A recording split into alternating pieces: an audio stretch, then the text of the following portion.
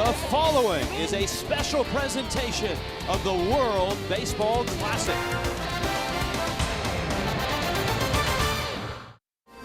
Tokyo, Japan, one of the world's greatest cities, host to one of baseball's biggest events. Round 2 of the World Baseball Classic opens with 4 very different teams. A powerful Cuba team whose bats are now alive and delivered when it counted most. No longer Cinderella of the tournament, the Kingdom of the Netherlands looks to prove that its run in 2009 was no accident. Chinese Taipei has come roaring into Tokyo. They have the most to gain and little to lose. And the host team, Japan, the 2-time champs, they need a change in momentum. They'll look to their 10th man in the dome on their quest for a 3rd title. It all begins tonight, the battle to get to San Francisco. From Tokyo, Game 1 is next.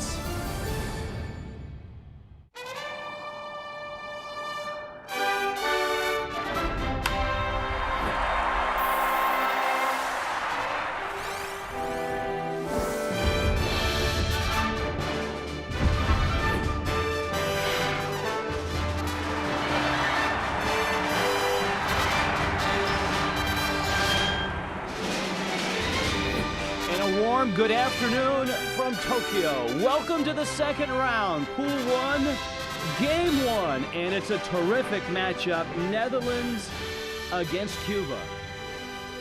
Hi everyone, Rich Waltz along with Buck Martinez. Now you managed in 2006. Once you get into the second round, everything changes. It's a double elimination format, and you can tell from both clubhouses the pressure's been turned up. There's certainly a lot of pressure, Rich, and you can tell by the managers of these two respective teams. They have drawn their aces for today's game. Once you lose momentum, you'll never get it back. Remember, this is a very short tournament. Win 2 and you're on. Lose 2 and you go home. Well, momentum is squarely on the side of Cuba right now, and they got that momentum with their bats. They're big bats. You go up and down the lineup filled with big bats. Alfredo de Spain is not the tallest guy, maybe not the biggest guy, but man, is he powerful. Alfredo de Spain was the MVP in the first round for Cuba, and the thing about him is he wants to have a good tournament. Back in 2009, he hit just 235 with 2 runs driven in. Cuba was booted out in the second round. He doesn't want that to happen. He's one of many very potent bats in this Cuban lineup. Speaking of having a good tournament, Andrew Jones for the Netherlands has had a great tournament coming in. Of course, a longtime major leaguer, all the Gold Gloves, 10 of them, all-star appearances.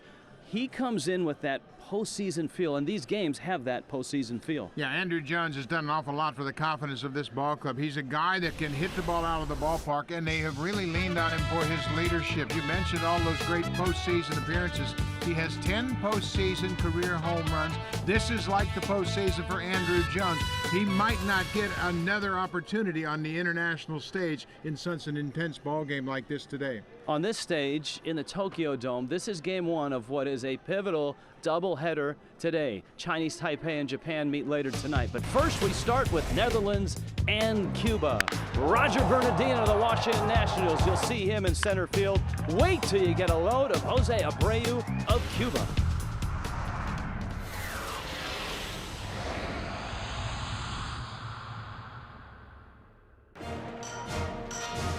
Place the Big Egg in downtown Tokyo. The Tokyo Dome, the Teflon roof above, home of the Yomiuri Giants, and home for Game 1 here today. Let's take a look at the Netherlands starting lineup. Andrelton Simmons of the Atlanta Braves. Jonathan Scope is at second. Scope had that game-winning hit in the gold medal game in the World Cup against Cuba. Roger Bernardino in center. Vladimir Valentin, a home run champ twice over in Japan. Andrew Jones, Xander Bogaerts. Kurt Smith is at first. Kalian Sams is in left field, and Dashenko Ricardo will do the catching for the Netherlands. Well, we mentioned the ace of these two ball clubs going to the mound tonight, and it's Ishmael Jimenez, who will start at 27 years old. We saw him pitch against Brazil. He went 4 2/3, allowed just 4 hits. Didn't allow a run, didn't walk a batter, but he struck out 6. He's not overpowering by any means. but he's one of those guys that can pitch out of tough situations. Whenever he gets in a jam, he has the ability and the confidence to pitch out of it. We saw him come up with a big out in the game against Brazil when he had a couple of runners on. He hung a breaking ball. It was hit deep to center field, but he got out of that inning. That was a big threat for Brazil in the third inning of that ball game. He won't get rattled. He will come at you with a wide assortment of pitches, and Victor Mesa figures that this is the guy to get them off to a good start in this pool. Well, Mesa's got a good outfield and guys that can cover a lot of ground. Alfredo Despin is in left field. Guillermo Heredia is the guy that ran that drive down in center field. He's a terrific outfielder. Alexi Bell in right. Ilieski Gurriel is the third baseman, and Areu Abuena is the shortstop. Jose Fernandez has had a great tournament at second base, and the big sluggers at first, Jose Abreu. Ariel Sanchez is behind the plate, as he's been for each of the games in this World Baseball Classic.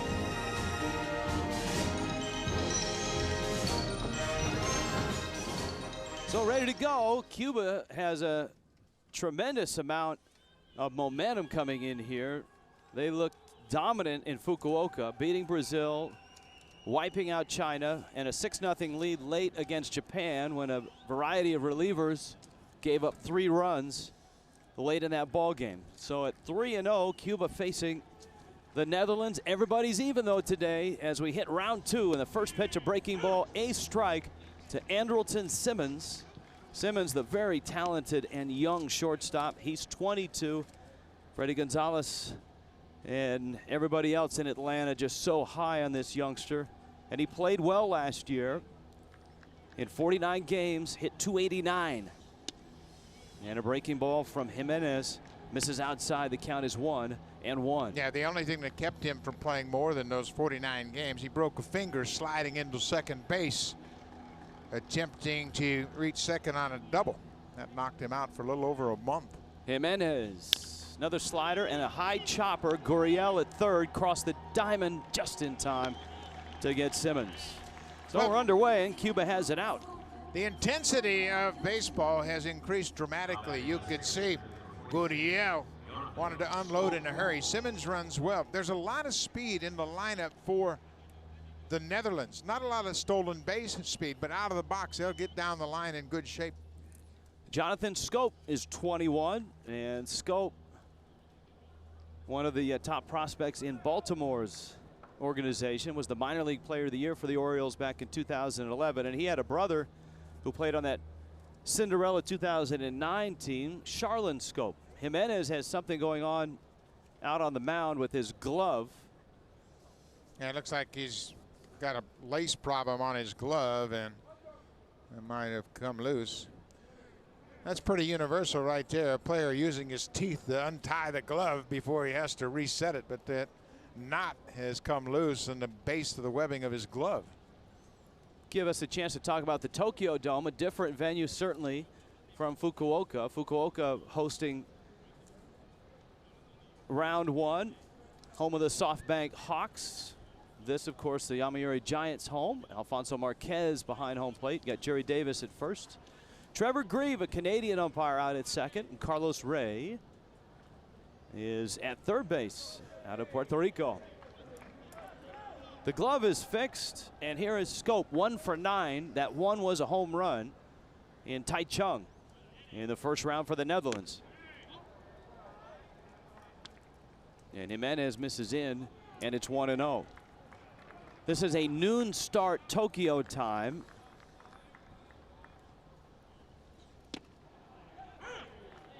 That breaking ball caught the inside corner. We mentioned Jimenez will throw a lot of different breaking balls, and he will pitch backwards. He will use his breaking ball and fastball counts. He's tremendously unpredictable. He's only 5'10", but powerfully built at 215 pounds. He pitched in 4 games during the 2009 World Baseball Classic. That tied for the team lead in appearances. But now he's a starter, and he's a guy that they want to get this team off on the right foot. Outside corner for a strike. He beat Brazil 5-2, went 4 2/3, didn't give up a run. In 09, he was 1-0 in those 4 games with an ERA in the mid-3s. And the count's even on Jonathan Scope. Roger Bernardina and Vladimir Valentin after Scope, and there's the heat, 89 miles an hour on a fastball, and down goes Scope. Yeah. Jimenez will put breaking ball in your mind, and even though he's not overpowering, the fastball upstairs looks a little bit harder than 89 miles an hour because with 2 strikes you're thinking breaking ball. But he does a good job to elevate that fastball and get his first strikeout. There is Hensley Mullins, the manager of the Netherlands, also the hitting coach for the world champion San Francisco Giants. He's been a part of Bruce Bochy's staff for both world championships. He, along with Andrew Jones, have so much weight with the players in Curacao that the team here in 2013, Buck, has such a different feel than 2009. Yeah, it sure does. You see Andrew Jones sitting in front of Mullins, anxious to get an at-bat. He's the DH, and you're right. Andrew Jones, obviously the best baseball player in the Netherlands history, and when Andrew Jones made it to the big leagues, a lot of youngsters looked up to him and all of a sudden wanted to become big league players, much like Jones. That's like a lot of the players in Curacao, a lot of the players on this roster grew up as Atlanta Brave fans because they were watching on the Superstation, they were watching Andrew Jones. Ball in the dirt, Bernardina skips out of the way. Now the Netherlands didn't tear the cover off the ball down in Taichung. They were 2-1. They lost 8-3 to Chinese Taipei. They hit just .216, but one thing they did, they got on base. They drew 15 walks in 3 games.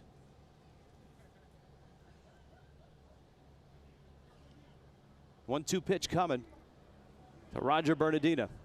Jimenez with a pitch count up to 80 pitches. The pitch limit raised from the first round where it was 65. Now starters can go 80. And both managers would like to get the maximum out of their starters here in game 1, obviously. That's one thing that the Netherlands has done very well throughout this tournament is throw strikes.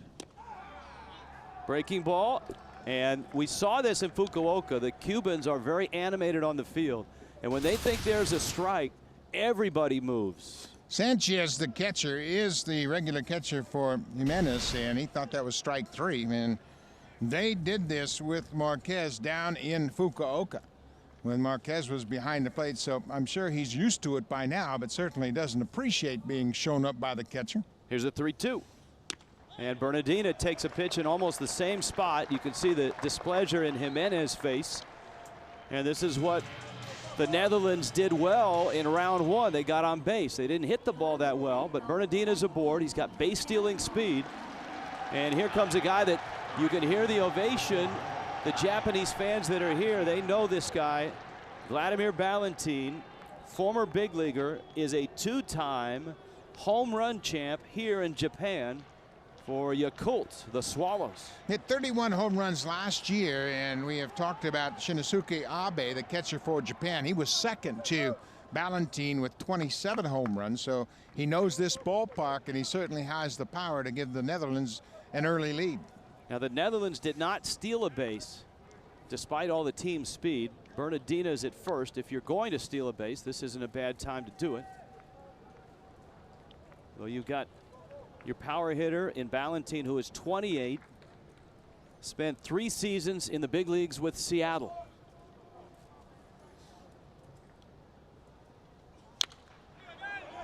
Popped it up behind the plate, and it's out of play. Yeah, Valentin has big power, obviously. He's got fans here in Japan as well. And with Jimenez, you can bet he's really going to try to slow his bat down. You saw the first pitch, slow breaking ball. Valentin was out in front. You can bet there's a little bit of extra energy in these players here as they open up this second round. And they'll take an inning or two, maybe an at-bat or two, before they really calm their nerves and kind of get into the flow of this game.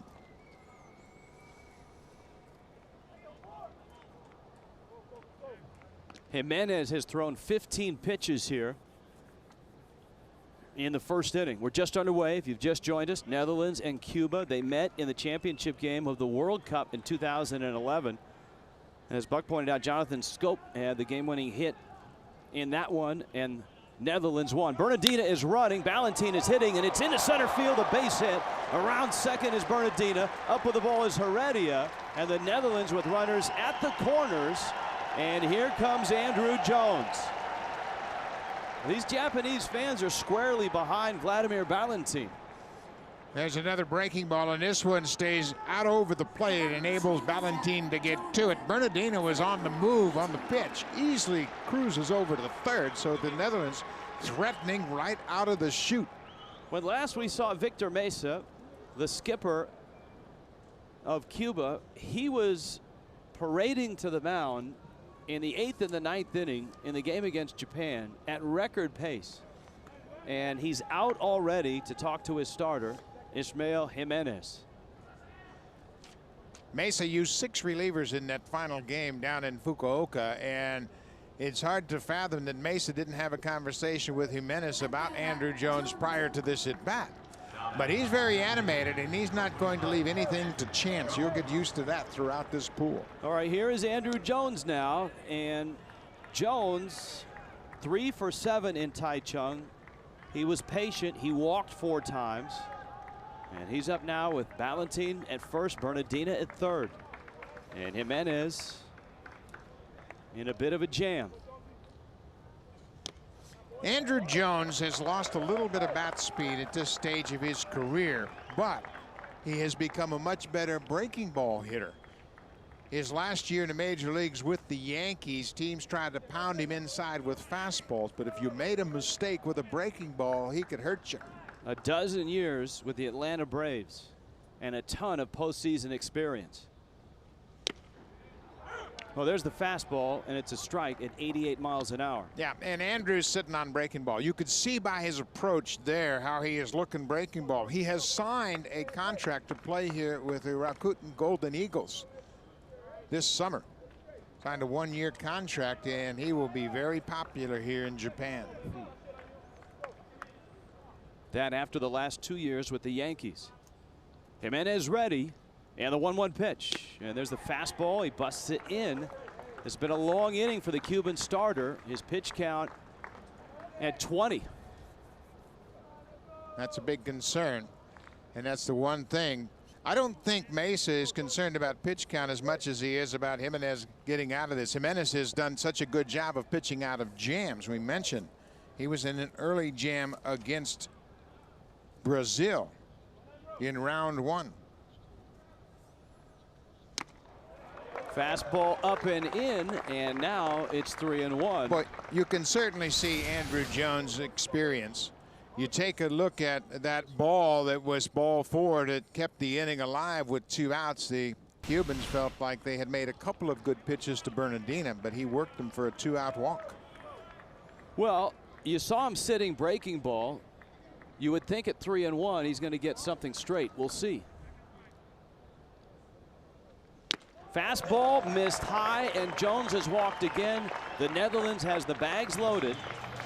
And Xander Bogaerts, another young player, is coming up. He's just 20.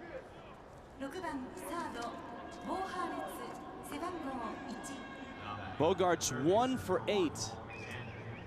And the bases are filled by the Netherlands. And here is Bogaerts. Bogaerts, one of the top prospects in all of baseball, the top prospect for the Boston Red Sox. Well, and you can see he's 6'3" and just 20 years old. He's going to fill out and become a pretty good offensive player.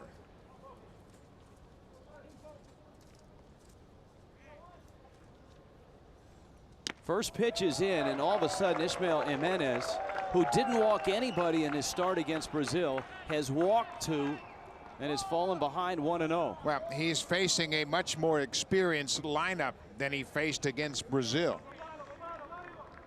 Bogaerts plays in the minor leagues. He understands you got to get a good pitch to be effective as a hitter, and he, like Andrew Jones and Bernardina, are making Jimenez work. Bogaerts has big power. Last year in the minor leagues, 20 homers, 37 doubles. And he uses the breaking ball to get himself a strike. Now the bullpens here, just like Fukuoka, are hidden from the field, but of course we've got cameras there. And the Cuban pen is ready to go. Victor Mesa is not fooling around.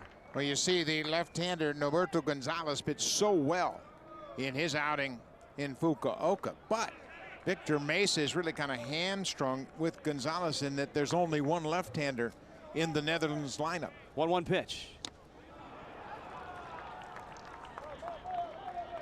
The slider has been his best pitch here in the first inning.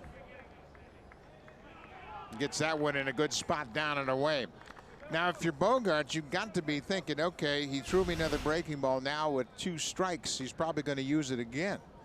But the experience of Jimenez served him well against Scope when he elevated a 2-strike fastball and struck him out for the second out of the inning. That's when he started to wobble. He walked Bernardina. Valentin singled. He walked Jones. And the count evens now at 2-2. To me, this is the pitch of the at-bat for Jimenez. 2-2. You don't want to allow the base runners to get a running start with a full count and 2 outs. Make a pitch here and get a resolution to this at-bat. You see Valentin in your screen. Bernardina's at third. Andrew Jones is at first, and they're not holding Jones. The 2-2. Breaking ball, and he battles and hangs in there. If Jimenez had just a little more fastball, it's a perfect time to elevate. He's got Bogaerts thinking about breaking balls down and away. He did a good job of fouling that last pitch off. But his fastball, just 88, 89 miles an hour, it might not be enough to get it by Bogaerts. You saw Bogaerts turn to Alfonso Marquez and ask him if that pitch was a strike. So 2-2 again. Bases loaded, just underway.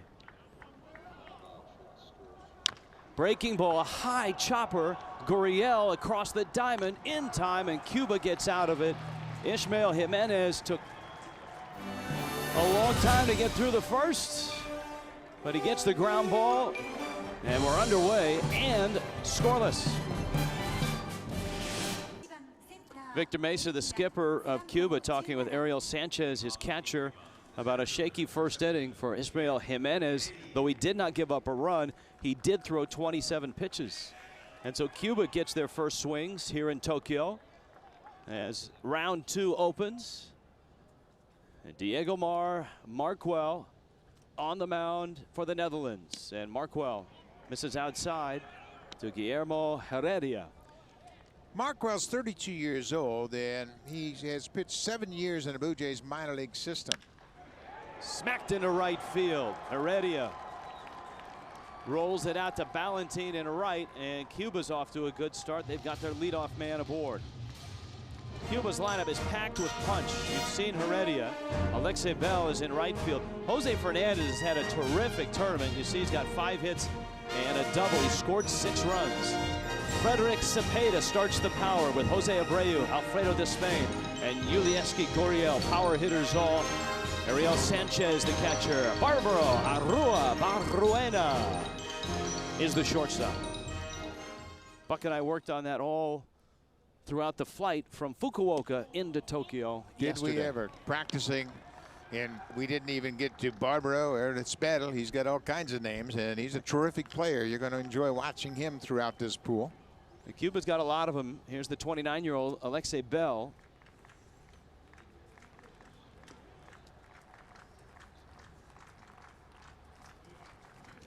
Marquel over to first. Now Cuba, they're the power team. You see some of the scores from today. There's the stunner, the comeback from Italy. Sergio Romo, a blown save for Mexico, and Italy a come from behind win.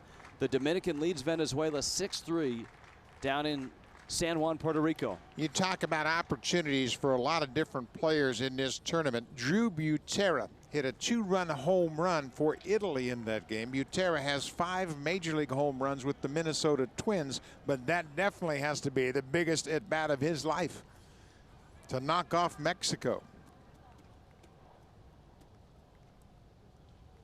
Mexico committed an error, dropped the ball in the outfield that allowed Italy to score 2 runs, and it was a dramatic surprise win for Italy. Now, both of those pools are first round. This is second round, and this has a very different feel. This, a lot of urgency here today to get a win, because the winner of the 2 games today will then play in 2 days, and you'll have somebody in 2 days who will be advancing to San Francisco. It's a modified double elimination. As well, tomorrow you'll have someone who is headed home. 2-0 pitch, and Markwell gets a strike on the outside corner. Markwell's pitching coach is the Hall of Famer Bert Blyleven, and the one thing Blyleven has told his pitchers is throw it over. Let's don't walk anybody. Let's challenge these hitters to put it in play and trust our defense. Terrific infield defense for the Netherlands behind Markwell.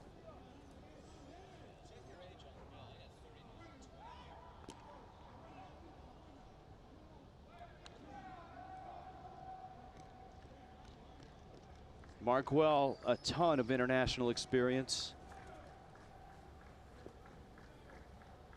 You see the brain trust for the Netherlands. There's an awful lot of experience there as well.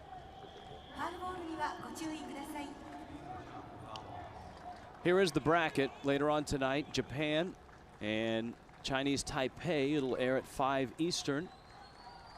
And then it's a loser-loser game tomorrow, and the loser of that game goes home. The winners play the next day. The winner of that game is in, and the loser moves on to game 5.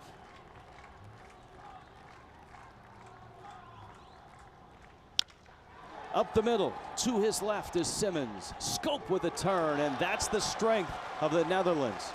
Pound the strike zone and let that speedy infield take over. Yeah, and we talked about their mentality as pitchers. They want to put it in play and trust the infield. They're terrific infielders. As Simmons gets it, it's short. Easy toss to Scope at second, who converts it easily. And just like that, that leadoff single is erased. Bert Blyleven, obviously a Hall of Fame pitcher, understands how you pitch. You pitch ahead and take away the aggressiveness of this Cuban lineup. All right, here's Jose Fernandez, who had a terrific round 1, and he's backed up by Markwell.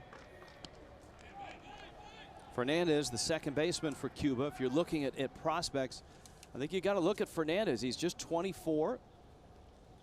This is his first World Baseball Classic.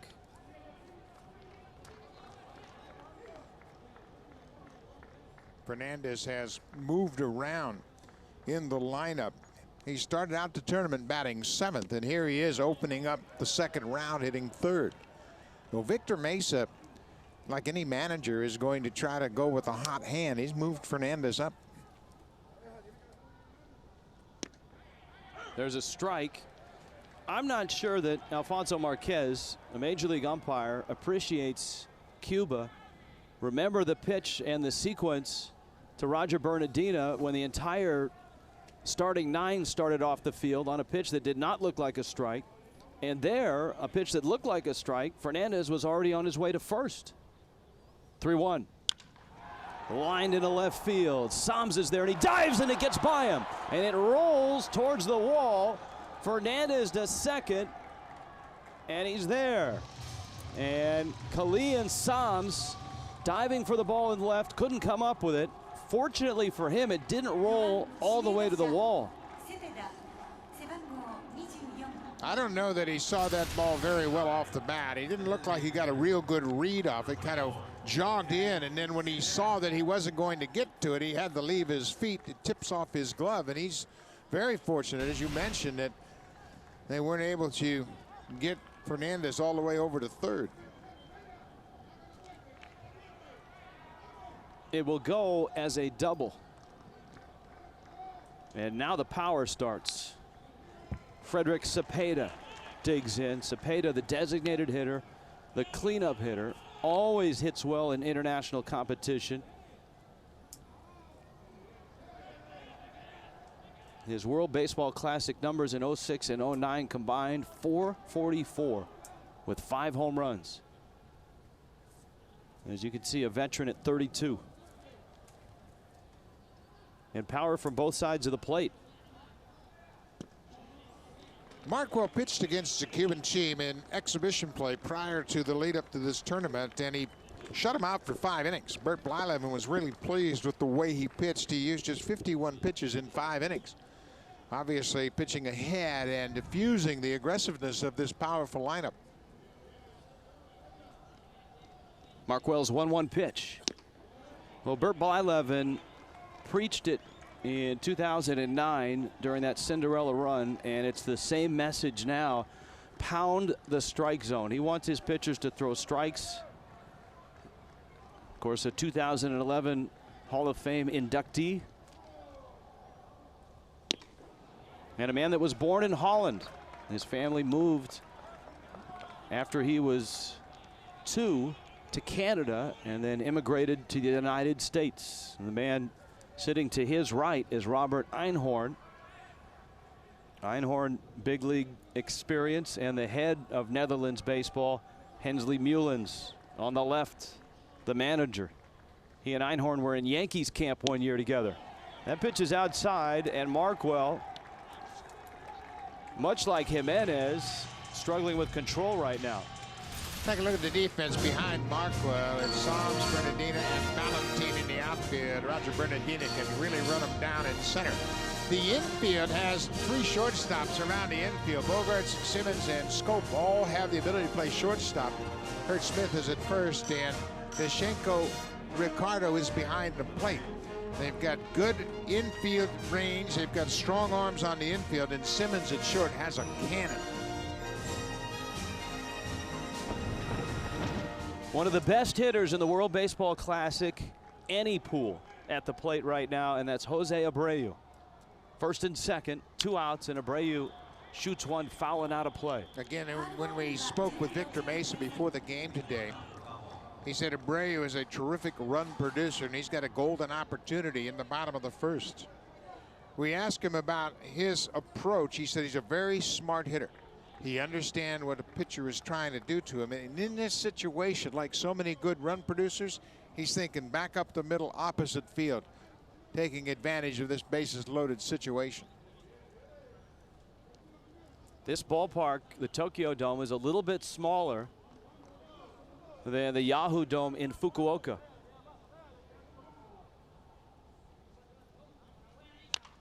Up the middle, Markwell knocks it down and gets the out. Both pitchers wobble in the first inning, but neither team scores.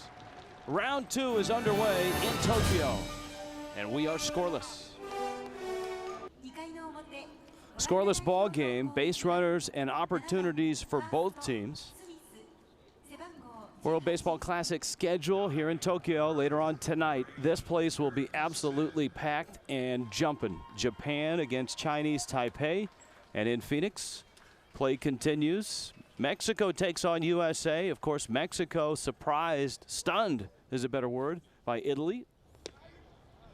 Mexico will face R.A. Dickey, who will start for Team USA. Canada got some bad news. They lost their third baseman, Brett Laurie, who injured his rib cage diving for a ball in an exhibition game. So he will not participate. Ishmael Jimenez facing Kurt Smith, Kalian Psalms, and Dashenko Ricardo.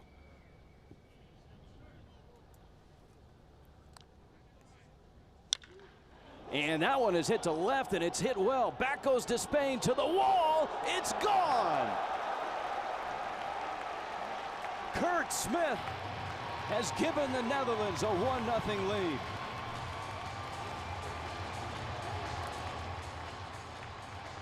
Smith, the 26-year-old out of Curacao who played his college ball at the University of Maine. Boy, what a big swing for the Netherlands. A leadoff home run after they had an opportunity with the bases loaded in the first. It's another breaking ball, and it's not in a bad spot. Smith has to reach for it. Look at the extension he gets and takes that top hand off the bat and drives it out of the ballpark. We had mentioned this ballpark is a little bit smaller than the ballpark in Fukuoka. And that time, Ishmael Jimenez couldn't keep it in the yard.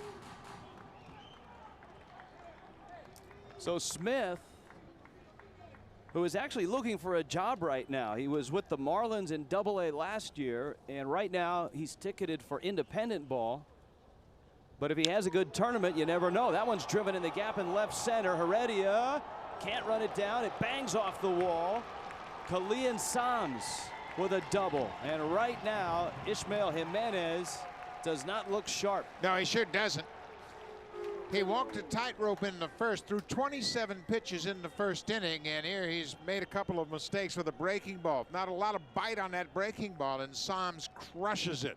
Hits it all the way to the wall in center field. So 2 big blasts for the Netherlands here to start the second. And not a surprise that Victor Mesa has sent his pitching coach out. And so Cuba, with his pitching coach out there, usually Victor Mesa delivers the news. It's Juan de Dios Peña, the pitching coach for Cuba. Yeah, and the Peña. Netherlands, who left the bases loaded in the first, has a run and a runner in scoring position now. Peña with a much calmer approach out to talk to the pitcher, trying to get Jimenez back on the right track. You think? Well, we've seen a variety of Cuban pitchers. Look at the whole bullpen is back behind the screen. Vladimir Garcia and Roberto Rodriguez. Rodriguez on the right. Roberto Gonzalez, excuse me, he's the left-hander. Now the number 9 hitter, the catcher for the Netherlands, Dashenko Ricardo. And Jimenez spins. Yeah, and he got Ricardo to do exactly what he wanted. He slid his hand up the bat as if he were going to bunt. And don't be surprised if you ask your number 9 hitter to bunt in this situation. In 2009, the catcher for the Netherlands right now is one of the hardest throwing pitchers in the big leagues. He was known as Kenley Jansen back then. Once he got to the big leagues, everyone called him Jansen, and he said, all right, in the big leagues, I'm Jansen. When I go back home, I'm Jansen. Yeah, and he has a great arm, obviously, and had some health issues. He was considering participating in the WBC, but as we know, he had a heart condition addressed last year during the regular season, and he just wasn't 100% ready to pitch. Let's see if the Netherlands can get the runner over. Ricardo squares and takes outside. Hensley Mullins, who spends a lot of time next to Bruce Bochy in that San Francisco Giants dugout. He's the hitting coach, but he has followed Bochy around. Bochy has been terrific with him. He says it's been a great influence. He also played for Buck Showalter with the Yankees. Ricardo squares, drops it down, and Jimenez has to get the out at first. So the Netherlands plays big ball with a home run and little ball after the double. And that sets up a big at bat for Andrelton Simmons with a runner at third and 1 out. Perfect execution by Ricardo. Drops it down up the first base side of the mound, and Jimenez has to field it. He moves that runner over, and that's going to cause the Cuban infield to come in and play close, trying to save the run, trying to cut off a run at the plate. Good speed at third. Simmons has had a nice tournament. 3 doubles, 4 for 14, and he fouls it back to the screen. He is a early at bat guy. Something usually happens in the first 3 pitches. Yeah, he's very aggressive, and you saw that on the first pitch of this at bat. That's a huge run for the Netherlands. They've got a good pitching staff, and they've got a deep bullpen. So if you can get an opportunity to add on, you better take advantage of it, and this is a great opportunity with 1 out. Jimenez from the windup, and he throws one by Simmons. Breaking ball there, and the count's quickly 0-2. Jimenez struck out Scope in the first, but remember, he walked Bernardina and walked Jones. He's given up 3 hits, including a Kurt Smith home run for a 1-0 Netherlands lead.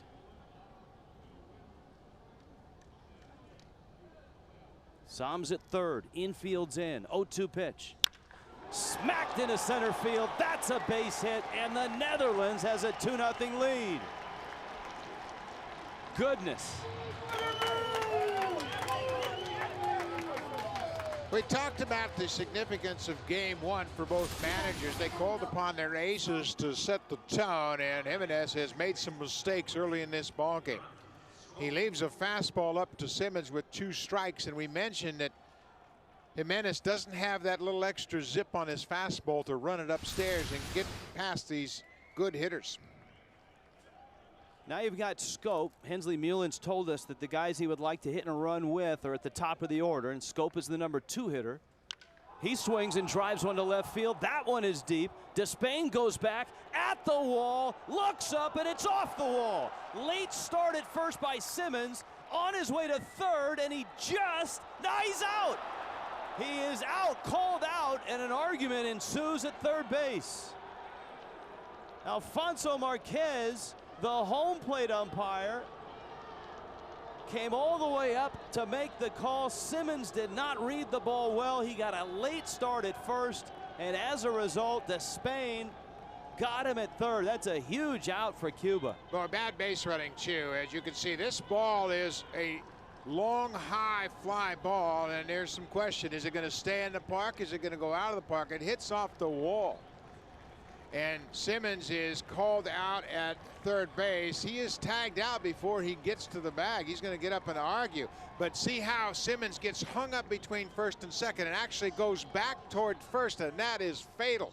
There is no reason whatsoever to go back to first base with one out. You've got to be standing on the bag. In that situation, you can even go around the bag, and he would have scored early. Scored easily had he run the bases correctly. The Netherlands has a 2-0 lead. Victor Mesa is making a pitching change. And we're only in the second inning here in Tokyo. That is Freddie Alvarez, and he has taken over for the starter, Ismael Jimenez. Freddie Alvarez pitched in the second game in Fukuoka. Pitched an inning and a third, gave up a hit, walked a batter, didn't have a strikeout. Jonathan Scope at second, Roger Bernardina at the plate. The Netherlands just had Andrelton Simmons thrown out at third. They could have had second and third and one out. What they have now is a runner at second and 2 outs. 2 runs here in the second has chased Ismael Jimenez. And that's a shocker for Cuba. They were confident Jimenez would be able to pitch them deep into this ball game. So now it's into the bullpen, and all hands on deck for Cuba. Jose Reyes 4 for 4 in this ball game, and the Dominican has a 9-3 lead. Reyes was 9 for 14 with the Blue Jays in spring training before he joined the Dominican team. He was on fire, and he has kept that hot bat. Hanley Ramirez with a home run. Bernardina chopper. He can really run. Got to be quick, and not in time. Bernardina beats it. Fernandez a bobble, and the inning is still alive. Up comes Ballantine. Yeah, Fernandez knew he had to hurry. Bernardina runs well. This chopper off the front edge of home plate. Second baseman, watch how he tries to make the transfer quickly. Bobbles it, grabbed it by the time he gets it to Abreu. He is charged with an error. Boy, everything is breaking right for the Netherlands, and Victor Mesa is a little perplexed right now. Calm down, Mesa says. It's tough to do in such an important ball game. This in Cuba, Victor Mesa told us you play game 1 of this round like an elimination game. Here is Ballantine now. The big slugger, check swing, and Marquez said he went around. The count is 0-1. Ballantine, a 2-time home run champ the last 2 seasons here in Japan with the Yakult Swallows. Alvarez with that good fastball. You have a little extra zip on the fastball than Jimenez. Ball down low. Now the ball is flying in this ballpark much better than it did in Fukuoka. Fukuoka, a little bit bigger ballpark and a much higher fence, a 19-foot wall from foul pole to foul pole. This wall 14 feet foul pole to foul pole. The playing surface and the fence reminds me a lot of Tampa Bay, the way the ball flies out Tropicana Field in St. Petersburg. 1-1. Breaking ball misses down low. Here are the dimensions, and I think the numbers to note here, Buck, are the gaps, the alleys. They're very short, 361 apiece. Yeah, and that's the power alleys, and it doesn't take much power to get it out of here. Plus the fact it's a lower fence than we saw in Fukuoka. Fukuoka was 19 feet. This is a 14-foot fence. And already the Netherlands has made the most of this small ballpark. Breaking ball and a swing and a miss. by Ballantine, the cleanup hitter for the Netherlands. Ballantine is 28 from Curacao, as are a lot of these Netherlands players. Count 2-2. Ballantine blistered a single back in the first.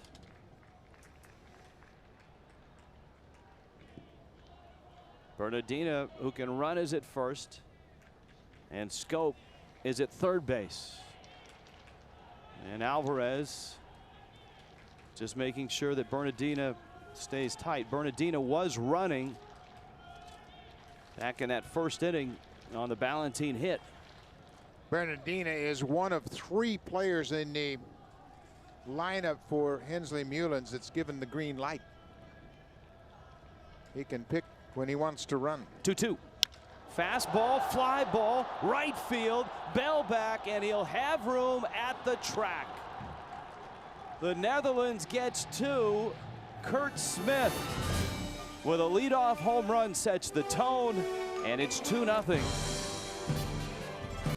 2-0 ball game. Netherlands has scored first. We're proud to have the MetLife blimp Snoopy 1 providing coverage from over Tokyo. The MetLife blimp has provided a unique perspective for fans for over 25 years and is thrilled to be a part of the 2013 World Baseball Classic. The Big Egg, the Tokyo Dome Hotel right next to it, headquarters for the World Baseball Classic. This is the day game, the matinee, a noon start Tokyo time, and a drive to right. That ball's crushed. Ballantine back, and it's gone. He's done it again. Alfredo Despain, a leadoff home run, and Cuba is on the board. Second home run for Despain in the tournament. And that's the thing about Cuba. They have the power to come back from any deficit, and Despain, he doesn't hit the ball the opposite field very often, but he got a ball up out over the plate and drove it out of here in a heartbeat. Watch how he stays on this ball. He's more of a pull hitter than a guy that uses the whole ballpark, and he is starting to really swing it. Now, Diego Markwell, the starter for the Netherlands, he was not sharp in the first. Gurriel now into right field. Ballantine playing deep. Almost lost that ball either in the lights or in the ceiling, but he makes the catch, and there's one out. Alfredo Despain led off the second. This was at the end of the half inning. Victor Mesa called his team over, and you can see him in the middle of that meeting. He's very animated, saying, listen, we're down 2. Would you guys just have good at-bats? Don't panic in this situation, and let's turn things around. And sure enough, Despain gets them right back into the ball game with one swing of the bat. He's the manager. He's the hitting coach. He's the de facto pitching coach.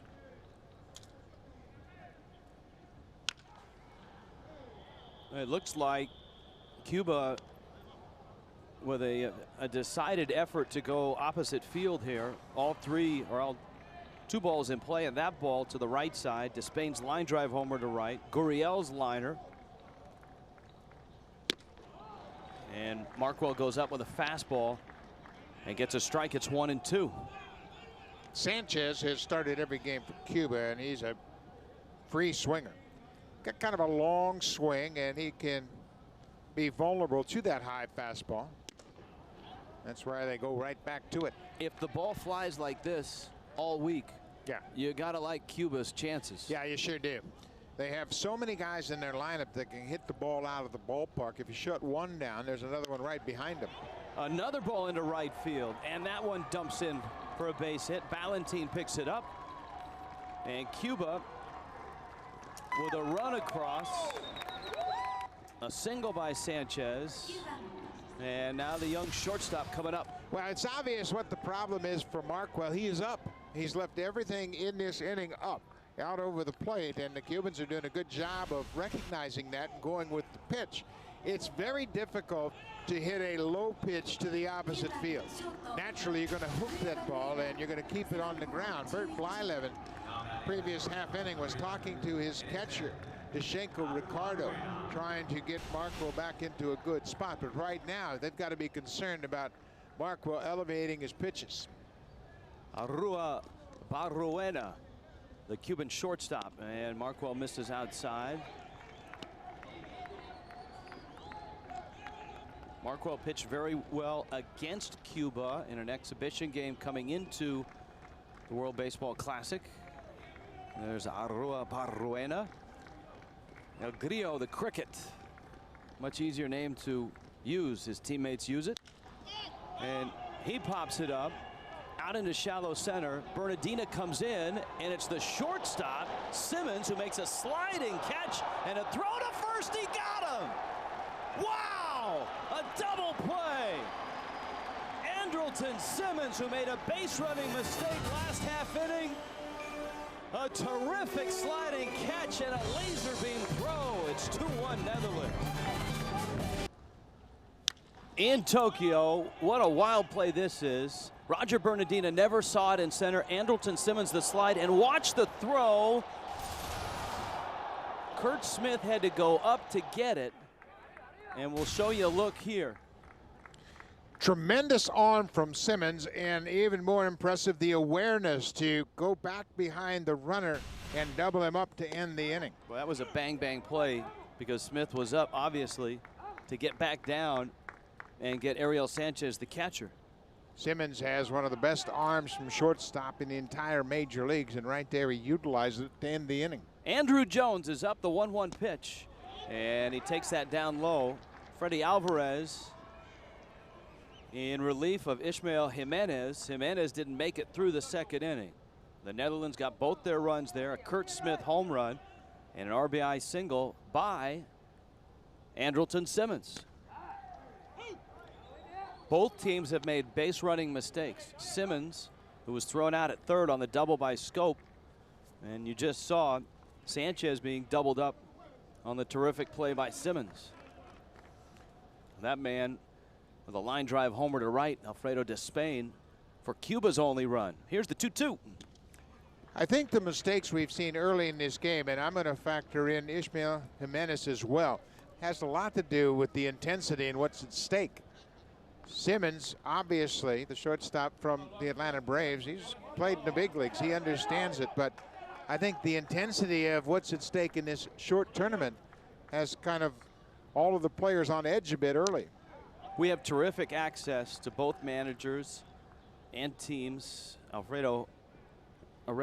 Victor Mesa lecturing us about this tournament and how he has to get his team to understand that it's playoff baseball, that it's every game, every inning, every pitch. Hensley Mullins told us yesterday that his team isn't just happy to be here. His team is thinking, let's get to San Francisco. Little pop out to first, and Abreu makes the catch, and Jones is out. The Netherlands was just happy to get to the second round in '09, not so much this year.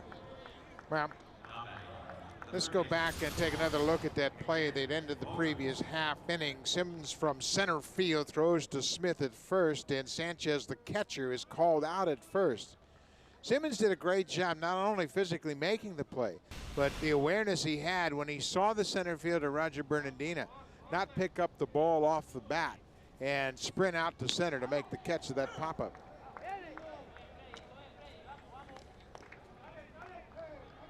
Xander Bogaerts, the third baseman for the Netherlands. As Buck pointed out, you got a trio of shortstops on that infield. Bogaerts has taken to third base. And a little tapper to third. Gurriel throws him out. So a pair of outs. Alvarez has restored order. He got the final out of the second inning. And here's Curt Smith. Now, Curt Smith, a great college career at Maine. He was the Conference Player of the Year. Has had a very good international run. A big game player in international play. He was the MVP of the World Cup. And a home run to get the Netherlands started. As I noted, he's a guy that's looking for a job. Was in Double-A last year. Right now is slated to play independent ball, but he's had a very good tournament. He had a nice start in Taichung. And he's helped himself here because there's a flotilla of scouts here in Tokyo. Yeah, I think the numbers have even increased from the number we saw in Fukuoka in round 1. Oh, 1 pitch. And you're right about Kurt Smith, a guy that can swing the bat, and he's got some power. Everybody's looking for power. That's one of the hardest things to find. Power hitting position players. And take a look at this swing. And he put a charge in that home run he hit. That time he gets beat by the fastball. That ball beat him. It was well back over the plate by the time he fouled it on. Counts 0-2. Alvarez to the plate. Fastball got him. And a 1-2-3 inning for Freddie Alvarez. And the Cuban bats are right back to work in the third. 2-1. Netherlands. Netherlands has a 2-1 lead, bottom of the third here in Tokyo. Make sure you visit worldbaseballclassic.com. Bookmark it, your one-stop shop for news, video highlights, online shopping, jerseys, caps, collectible items, and more. 24 hours a day, you can gear up, support your team and your country. worldbaseballclassic.com, accessible on your computer, tablet, or smartphone. This is a lunchtime crowd here in Tokyo, and a ground ball off the bat of Guillermo Heredia, the leadoff hitter for Cuba, gobbled up by Andrelton Simmons. This is the only day game here, night games throughout. The Dominican Republic has a 9-3 lead in the bottom of the 8th. They knocked Anibal Sanchez out of that game early, the starter for Venezuela. And the Dominican has gone to their bullpen early and often. They have used 8 pitchers in that ball game already. Yeah, and the really interesting line is that of the starter Edinson Volquez. He goes 1 inning, had 1 strikeout through 11 pitches, and it makes you wonder if he didn't hurt himself in that start. But they have gone to their bullpen and they are loaded. They have 13 hits in that game. Veteran Octavio Dotel pitched. Kelvin Herrera of Kansas City also pitched in relief, and they have used the big bats. We mentioned Reyes with 4 hits. Robinson Cano has 3 hits. Nelson Cruz with a pair of hits, and Alejandro Diaz of the White Sox has 2. Oh, that's a scorcher. Alexei Bell rolls it into left field. Bogarts made a dive for it, but it was by him by the time he got the glove down. And Bell has a base hit. Now, Diego Marquel, the starter for the Netherlands, has not looked sharp in this ball game. No, he sure hasn't. His breaking ball is rolling up to home plate, and it's not got the bite that he had earlier in this tournament. Plus, he's been up. I don't think he's made a good quality pitch down around the knees in this game yet. He's just a little bit up fighting his delivery. And that's no place to live against this Cuban team. No, you won't be in the ball game very long if you continue to pitch upstairs. It was a great look at the Teflon roof here at the Tokyo Dome, similar to the old Metrodome in Minneapolis. Bert Blyleven was telling us that this very much reminded him, without the baggie in right field, that tarp of a right field wall they used to have in Minneapolis before the Twins moved into Target Field. Good move to first, and back in is Bell. This is the only day game in this bracket. The remainder of these games will be at night, and it's always a challenge when you have a roof like this. Sun beats down outside. It becomes very difficult for outfielders and infielders to pick the ball up off the bat. That happened to Bernardino last inning. Marquel to Fernandez, and the second baseman pulls it foul. Gorgeous day outside. This is the best weather day we've seen while we've been in Japan. Temperatures in the mid-70s. Teflon roof, and all the outfielders very much aware of it. We saw Bernardino lose that pop-up. He was saved by Simmons on the sliding catch and throw for a double play. Fernandez has swung the bat well in this tournament. He is 6 for 9. Chops it over the middle. Scope. Simmons. Boy, they're good up the middle. Second double play for Marquel. And the Netherlands hangs on to a 2-1 lead. Netherlands a 2-1 lead in the 4th. This copyrighted telecast presented by the authority of the World Baseball Classic Incorporated may not be reproduced or retransmitted in any form. The accounts and descriptions of this game may not be disseminated without the express written consent of the World Baseball Classic. Entertaining ball game so far. as we reach the 4th inning. Netherlands with Kilian Sams, their left fielder. And he takes a fastball for a strike. And this is Freddie Alvarez, if you've just joined us. Both starters got off to wobbly starts, and Ishmael Jimenez was knocked out in the 2nd, the starter for Cuba. Of course, the manager of the Cubans, Victor Mesa, is not a patient man. He showed that in Fukuoka, even though Cuba went 3-0. A 6-0 lead against Japan on the final night. Mesa burned through his bullpen and was enraged most of the time. 0-2 pitch fouled at the plate. In a tournament like this, you don't have time to be patient. If the pitcher doesn't have it, you got to make a quick decision. And Victor Mesa, we have seen how quick he is, and he will get guys out of the lineup very quickly if things aren't working. He has been on his catcher all afternoon. Ariel Sanchez has caught all of the games for Cuba, and he wants to make sure that they attack this lineup. Arruabarrena, a collision out there, and the throw is not in time. Gurriel and Arruabarrena with a high chopper, and Sams is aboard, and a mistake by Cuba. Yeah, it sure is a big mistake. It's a chopper, should be a routine out. Third baseman comes over and cuts in front of the shortstop, and they collide. And that knocked Gurriel off his feet. Arruabarrena, the shortstop, comes in, trips him up. Now, third baseman oftentimes, if they can get it, will cut in front. But on that ball, Buck, Arruabarrena had his momentum and his feet set to go to first. Yeah, that's one where he's got to call off the third baseman and let him know, I've got it. I'm balanced. I'm right here. I can make an easy play of it. And another big mistake by Cuba. It's going to be E6. So Arruabarrena, who didn't touch the ball, gets an error for running into Gurriel. And now Dashenko Ricardo is up. 2-1 ball game. A pair of home runs in this game. Kurt Smith for the Netherlands and Alfredo Despain for Cuba. 2 errors already for Cuba, and they can ill afford to make mistakes against a much better ball club than they faced in the first round. Netherlands is legit. And now, you know, right now the home plate umpire, Alfonso Marquez, is screaming at the Netherlands dugout. Out of the, there you go, there's the Netherlands dugout. On the other side, we've been watching Victor Mesa, who reenacts every pitch and has something to say to both his catcher and pitcher. Counts 1-1. Runner goes, pitch out, and they've got him with a good throw, but not there.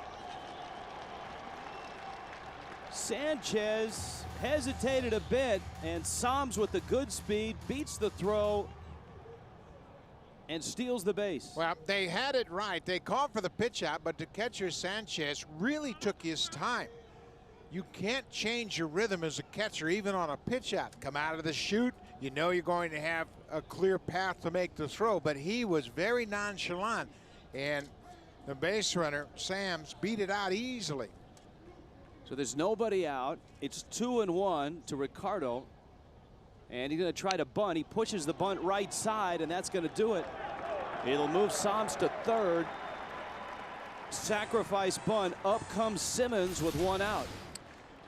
Another look at the stolen base. There's the pitch out, but you can see the catcher wasn't in any rush, and he made the throw wide of second base. So right in the face of the pitch out, the Netherlands gets a big stolen base.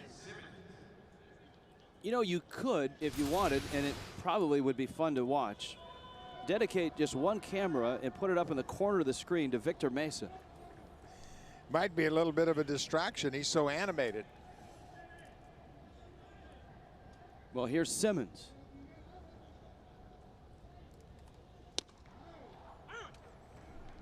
Unieski Betancourt, one of the fine shortstops to come out of Cuba, when asked when he got to the big leagues if major league managers would intimidate him, he said, I played for Victor Mesa.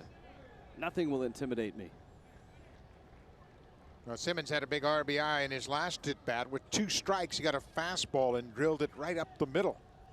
Simmons, a ground ball to third. Gurriel looks the runner back and throws across the diamond, and that's a big out for Freddie Alvarez.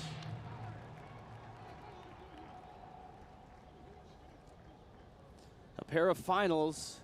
The stunner, Italy coming from behind. Sergio Romo blowing the save. And Italy beats Mexico, and the Dominican all over Venezuela, chasing Anibal Sanchez early, and a 9-3 win. Rich Waltz along with Buck Martinez in the Tokyo Dome. And what has been an entertaining ball game between two very good teams, the Netherlands and Cuba. Right now, Netherlands up top of the fourth. Second Cuban pitcher working, Freddie Alvarez, a quick hook for Ishmael Jimenez when he gave up 2 in the second.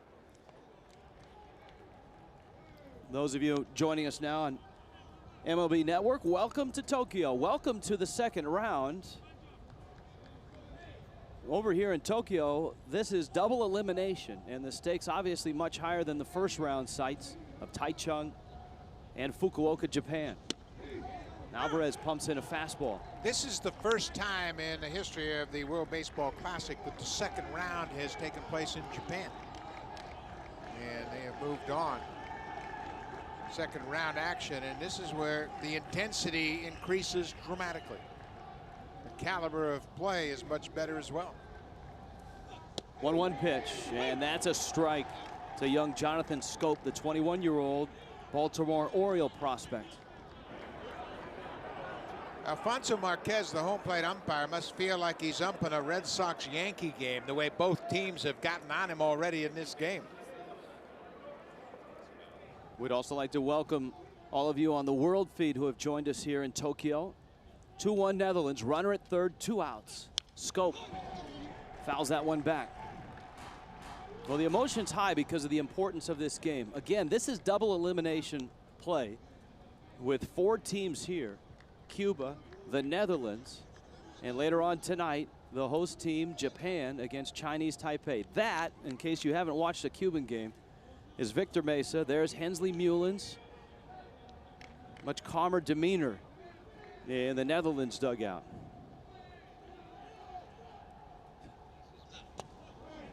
Pitch in the dirt. And it's 2-2. Well, the loser of this game will play tomorrow against the loser of tonight's game. So the stakes are high. And that's the difference of what's happening in Phoenix and in Puerto Rico. Here, 3 days in, you'll have someone who will advance to San Francisco. And tomorrow, you will have someone who is going home. Scope in the air. And Fernandez calls for it and makes the catch. And an opportunity wasted for the Netherlands here in Tokyo. Still, the Netherlands on top of Cuba, 2-1. Live from Tokyo, 2-1 Netherlands on top of Cuba. Scoreless until the second. And that is Kurt Smith, who went down and got an Ishmael Jimenez slider for a home run. Netherlands would get 2 runs in that second inning. Team meeting, Victor Mesa, and it worked because Alfredo de Spain, an opposite field shot to get Cuba on the board. And here we are in the bottom of the 4th inning, Cuba up, and Diego Marquel, who has had a really battle here. He's had 2 double play balls to get him out of innings. And here in the 4th, Freddie Cepeda, who walked back in the 1st. Excuse me, Rich. The thing that you need to watch for with Marquel is whether or not he can get the ball down. Early in this ball game, through the first 3 innings, he hasn't been able to make quality pitches down in the zone. That's a much better pitch. Even his breaking ball had been up earlier in this ball game. And if you flirt with this lineup, the Cuban lineup and their power upstairs, you're going to get hurt. Marquel, who has been pitching in the Dutch League since 2005 after spending 7 years in the Toronto Blue Jays organization. Much better breaking ball missed downstairs there.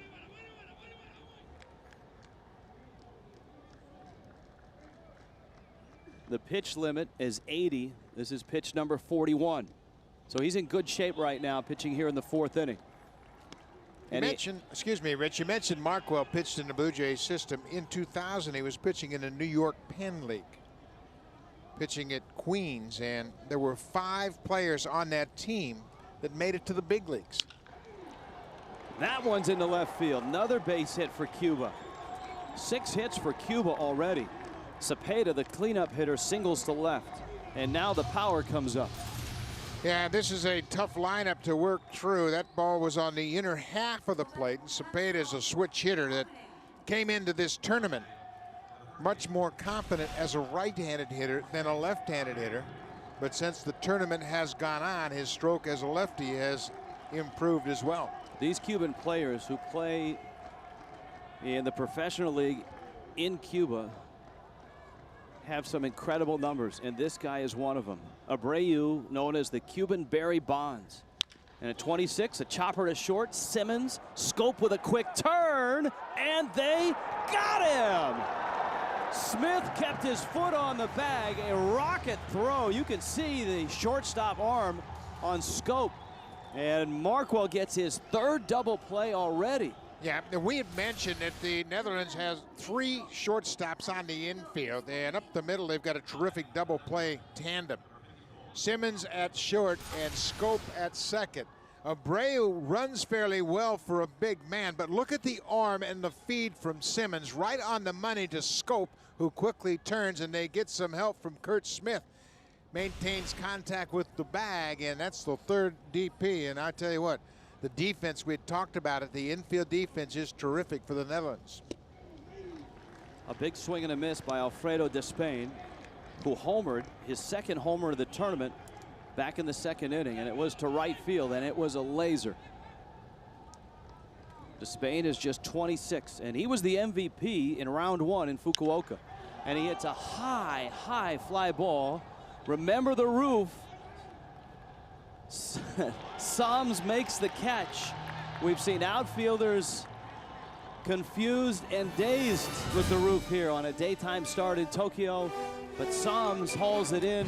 3 double plays and a 2-1 lead. 2-1 Netherlands. Some great live shots of the World Baseball Classic and the Tokyo Dome, made possible by MetLife Snoopy 1, a blimp with a legacy in sports that is as rich as the images it captures. Put a leader in your lineup with MetLife. Tokyo Dome City is the area around the Tokyo Dome. Huge hotel, big amusement park, big shopping mall. And right now the Netherlands with a 2-1 lead.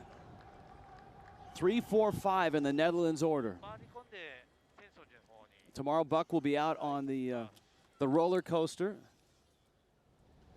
Looking forward to that. It's gorgeous outside today. And yeah, this is a day-night doubleheader. This is a noon start, and later on tonight at 7 o'clock Tokyo time, Samurai Japan, as they're called, Team Japan, takes on Chinese Taipei. Bernardina has walked, reached on an error, and he smokes that one to left field. Despain is back, and he makes a running catch and then introduces himself to the left field wall. Well hit by Bernardina, out number 1, and Alvarez continues to get outs. yeah, he sure does. He's done a nice job. He has really settled things down for Cuba. Bernardina hit it hard. Despain was playing deep. It's a small yard, and the outfield is going to play deep, hopeful of cutting off anything in the gaps. Now, if you've just joined us, there will be an enormous crowd. This place more than likely filled tonight and really loud tonight for this game with the Netherlands and Cuba. Many of the locals have come out to see the Cuban team, to see this Netherlands team, and they have been cheering for this man, Vladimir Valentin, who has been a terror in the Japanese league the last 2 years. He's led the league in home runs, and he is just thrown out by a step on a busy afternoon for Yulieski Gurriel, the 3rd baseman for Cuba. Gurriel's an experienced player. This is his 3rd World Baseball Classic. He played 2nd base in the previous Classic in 2006, moved over to 3rd base, and shows an awful lot of patience as he waits on that high chopper and makes an easy play of it. In Fukuoka, the games in which Japan did not play, the crowds were very sparse. So it's good to see that in a ballpark that holds over 42,000, that the lunchtime crowd has come out to watch Andrew Jones and Team Netherlands Jones squares to bunt. When Andrew Jones decided to play in the World Baseball Classic, he picked up the phone and he called a variety of Major League players who had connections to Curacao, Aruba, and the Netherlands and told them, I'm in, I'm playing. And the majority of those players grew up idolizing Andrew Jones. Yeah. So hard to say no to your idol. Well, he came up to the big leagues as a 19-year-old, had that terrific start to his career in the World Series in 1996. And he is truly a legend. Behind of the count, 0-2. Alvarez drops down and misses outside. Andrew has signed a one-year contract with the Rakuten team here in the Japan Professional League, the Nippon Professional Baseball League. He will play this summer. He's just shy of 2,000 hits in the big leagues. 1,933, 434 Major League home runs. And of course, many of the youngsters in Aruba and Curacao that were watching him play in 2005 sure enjoyed that summer. He hit 51 home runs in 2005 for the Braves. And he has a lot of hardware. 10-time Gold Glover. Third most by an outfielder and 5-time All-Star. He had a terrific big league career. 1-2 pitch coming. You know, the Cubans really have tried to sell calls like that. That ball was not close. And Ariel Sanchez, umpires do not like this. Watch the catcher. That's strike 3. Well, maybe not. Alfonso Marquez done a good job of maintaining his composure and not getting involved in all the animated Cuban players we have seen, and he's just doing a real good job of controlling this ball game. 2-2, hammered and by Gurriel. Down the line it goes. Despain picks it up, and Andrew Jones is around first. A hot smash. The Netherlands with a base runner, 2 outs here in the 5th. Jones hits that ball, and you can see that was about belt high. They were trying to get it down and away, and Jones with that long swing rips it by Gurriel into left field. So Andrew has his first hit of the afternoon. Jones is aboard.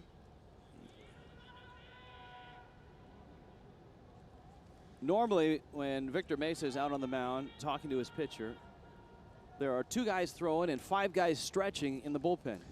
Well, and one thing, we've talked about how animated Victor Mesa is. He's a good manager. He knows his team very well, and he knows what's Look at him right now. They're watching the television feed of this game, and everybody is focused on that screen. That bullpen is behind the Cuban dugout. We went in there and saw the setup here in this stadium, and the bullpen serves as a batting cage. Hensley Mullins, the manager of the Netherlands, has come out to talk to the home plate umpire, Angel Hernandez. Yeah, and I believe that, well, now they're going to change baseballs. That's interesting. Mullins came out, talked to the home plate umpire, Marquez, and now he has gone to the mound. And Marquez, of course, speaks Spanish, so he's able to communicate with Alvarez. But Mullins saw something he didn't like, and he asked Alfonso to check the baseball, and indeed he changed baseballs. So Jones with a hit, Marquez back behind the plate, and here's Bogart. And Bogart takes down low. It's 1-0. This is a talented youngster, one of the most talented in the minor leagues. Bogart's just 20, playing third base for the first time. He's a shortstop in the Red Sox organization. And he's Boston's #1 prospect. To give you an idea of the worldwide appeal of the World Baseball Classic, last night I met a gentleman from Nova Scotia that said he's coming to these games to watch Bogarts because he's a Red Sox fan. He's been reading about him as he makes his way through the minor leagues. And he said, I bought my tickets just to get a good look at my next shortstop in Boston. Bogarts is out of Aruba. And a 2-0 fastball for a strike. You can see the Netherlands fans gathered behind home plate, and Chinese Taipei, they will play tonight in the nightcap of this doubleheader. They'll take on the home team, Japan, in the night game that begins at 7 p.m. local time. Pulled foul. Now the pitch count in the second round goes up to 80. And a pitcher must wait 4 days as well if he throws 50 pitches. And that comes into play here with Freddie Alvarez. Alvarez, in relief of Ishmael Jimenez, has thrown 51 pitches. So now Alvarez will need 4 days off. So he will be finished in this tournament. And the only chance for him to continue to pitch if Cuba makes it to San Francisco. But right now, Mesa's not concerned about pitch count. He likes the way that Alvarez has stymied the lineup for the Netherlands. Andrew Jones is at first. Xander Bogaerts, who was 0 for 2 at the plate, and he fouls it at the plate. Bogaerts 1 for 10. Again, the Netherlands in advancing. They went 2-1. Very different feel than Cuba. Cuba knew midway through their week in Fukuoka they were coming to Tokyo. They walked right through everyone, beating Brazil, China, and then Japan. But it wasn't until that last out in Taichung that the Netherlands knew they were coming. And of course, that was the come from behind win by Korea over Chinese Taipei, but because everyone had a 2-1 record, it came down to run differential, and Korea didn't have the runs. So the Netherlands advanced and Chinese Taipei advanced. And since Chinese Taipei beat the Netherlands, they're the #1 seed coming in. And they play Japan, the #2 seed, out of Pool A. That fastball fouled off. Chinese Taipei beat the Netherlands 8-3. But more significant than the score was the fact that Netherlands only got 1 hit in that game. Netherlands has 6 hits in this ball game. See Robert Einhorn standing next to Hensley Meulens. Meulens did a terrific job, obviously, with the world champion Giants. He has 2 rings from the Giants on Bruce Bochy's staff.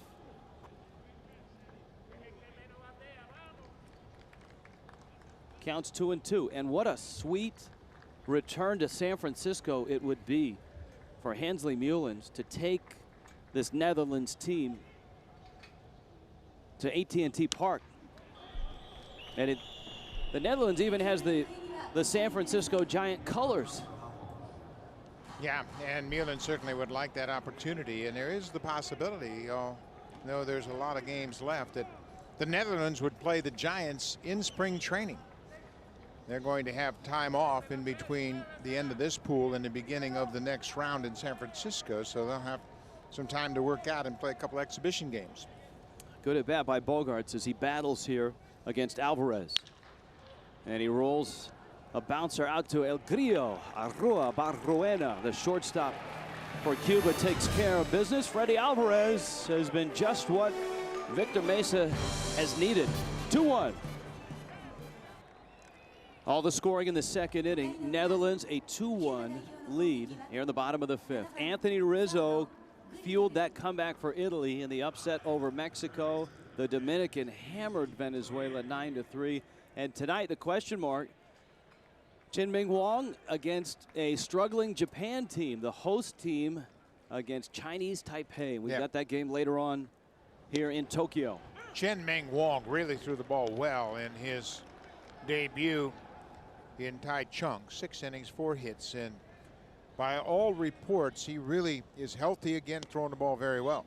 I don't think you can say the same about Diego Marquel, the starter for the Netherlands, as Yulieski Gurriel, the 3rd baseman for Cuba, stands in. Ariel Sanchez is on deck. But you know what they say, the sign of a good pitcher is winning a game when you don't have your best stuff. And as he has been encouraged by his pitching coach, Bert Blyleven, he's put it in play and turned it over to the middle infield. 3 double plays turned behind Markwell have really helped him out. And in that fabulous run in 2009 in Puerto Rico, when twice the Netherlands took down the Dominican. Markwell had a key role in that final game in relief. He went an inning and a third of scoreless relief against the Dominican. The game went into extra innings. The Dominican scored a run, and the Netherlands scored 2 to win it. That one's hammered into center field. Cuba has yet another base hit. 3 double plays in this ball game for the Netherlands. This one, a pop-up that the center fielder, Roger Bernardino, didn't see. The shortstop, Anderson Simmons, makes a terrific play. That ended the second inning. And then Jose Abreu, with a man at first in the fourth inning, hits into a double play. Good, strong arm around the bag by Jonathan Scope, the second baseman. So the double plays have really helped out Markwell, and Cuba looks like they're going to bunt here. Now this was a problem in Fukuoka, and that's Ariel Sanchez bunting. Drops it down. It's picked up by the catcher. Ricardo's throw is on time. The relay is not at first. Dashenko Ricardo pounced on that bunt. Scope tags the runner in case he missed the bag at first, but they get the out at second. Sanchez failed to bunt in the first round and eventually struck out as he bunted with 2 strikes foul. Here he doesn't get the ball far enough away from home plate. Ricardo's got a tremendous arm and gets the lead runner at second. They take a shot at another double play because the catcher was running. But Ricardo, a cannon from behind the plate, gets that lead runner. Soft liner, and it's going to find a home in right field. Remember, you got the catcher as the runner, and so Sanchez stops at second base. Arrua Barruena with a base hit to right. Just a little flare off the end of the bat, big swing, and Arrua Barruena flares it into right, the catcher. Now, Buck, traditional double plays on the infield. The Netherlands has turned 3. But that sliding catch by Simmons and the throw to first means 4 double plays for the Netherlands. So they've had a double play an inning. The Simmons one, of course, was the spectacular one. And Cuba's going to pinch run for their catcher. So Sanchez comes out, and Raul Gonzalez comes in. Yep, the catcher is lifted in favor of Gonzalez, who's got good speed. And again, it illustrates what Victor Mesa told us, that you have to treat every game in this tournament as an elimination game. Pinch running for his catcher in a 1-run game in the bottom of the 5th.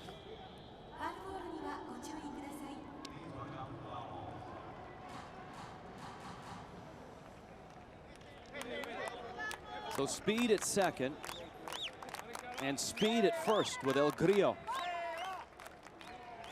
And Mesa, the Dusty Baker of Cuban managers, with the wristbands, the batting gloves.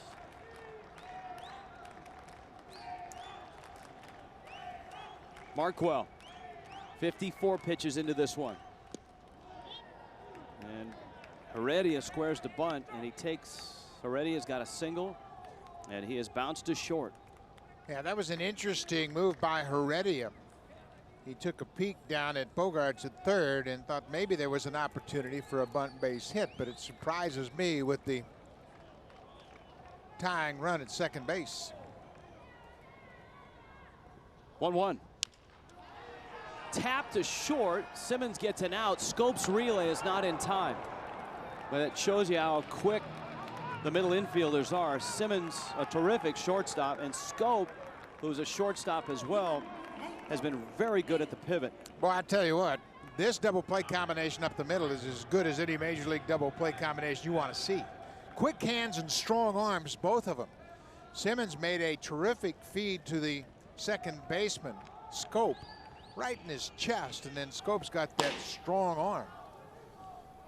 In the Netherlands bullpen, David Bergman, a right-hander, is ready. And here for Markwell is a big test at the corners. 2 outs in a game in which he's been able to get 4 double plays behind him. Cubans at the corners. And Bell, who singled his last time up, awaits. Obviously, Markwell is concerned about Heredia, who runs well at first, but if I were Markwell, I'd focus on Bell, a very dangerous hitter. Don't worry so much about a stolen base as trying to get the 3rd out of the inning. Change up, ground ball, foul.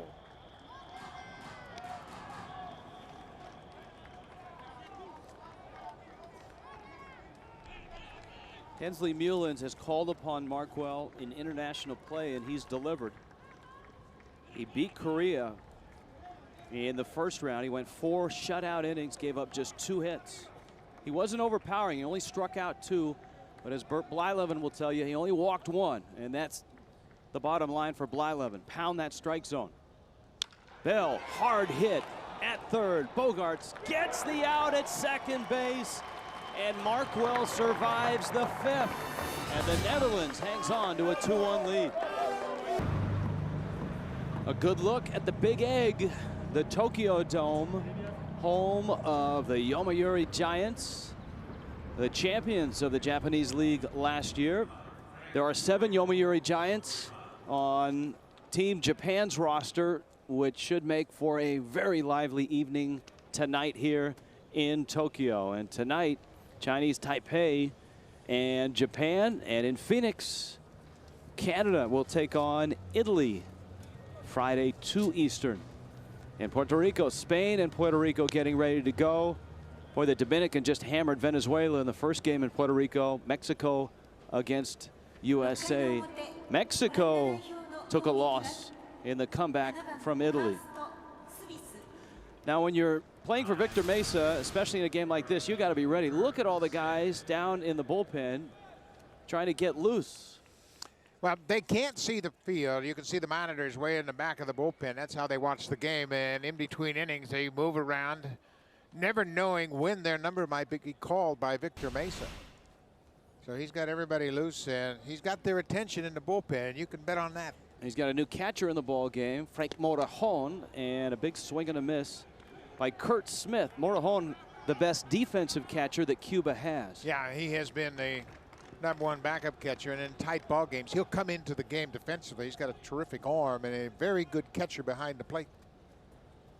Mesa was an incredible baseball player, one of the top 100 athletes in Cuban history. He's 53 years old. A prolific base stealer despite being very big. Smith, a high fly ball to right center.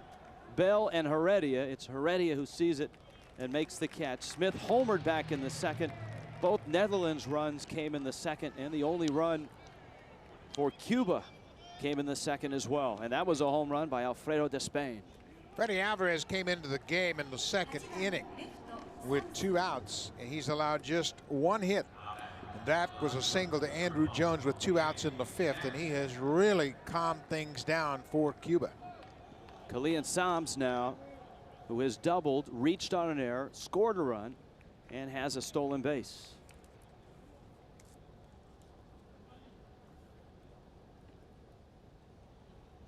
Sams, who was born and raised in the Netherlands, is 26. Was in Double-A last year. Had 11 homers, 13 stolen bases.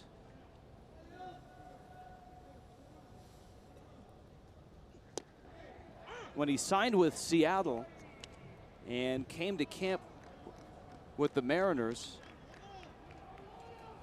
for Sams, it was the first time he had ever set foot in the United States back in 2007. He's 26 now.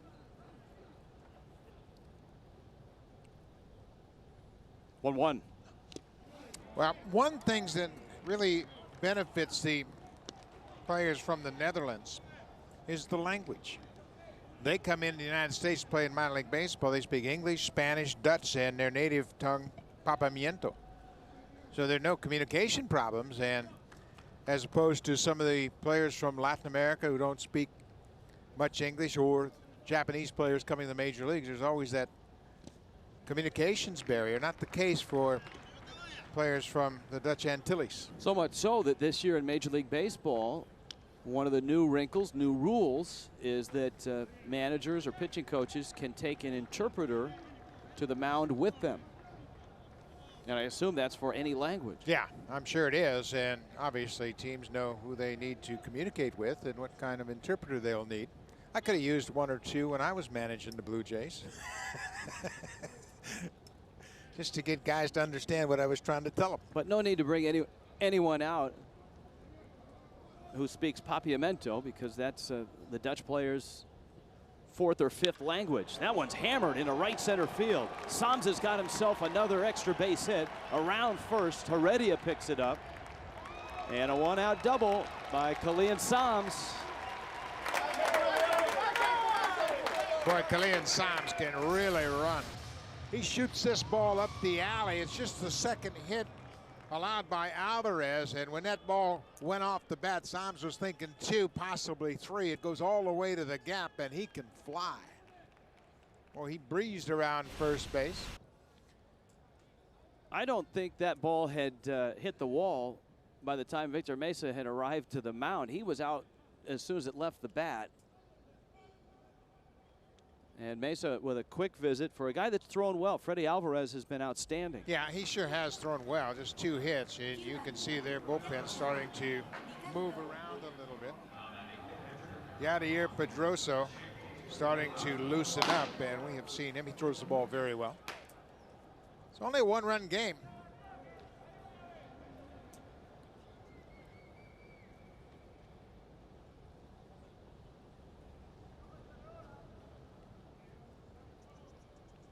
The Netherlands has left 7 on base, and they are just 1 for 6 with runners in scoring position right now.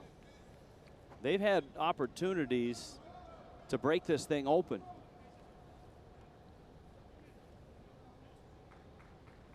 And Ricardo has been asked to sacrifice, and he's done it both times. This time he swings away.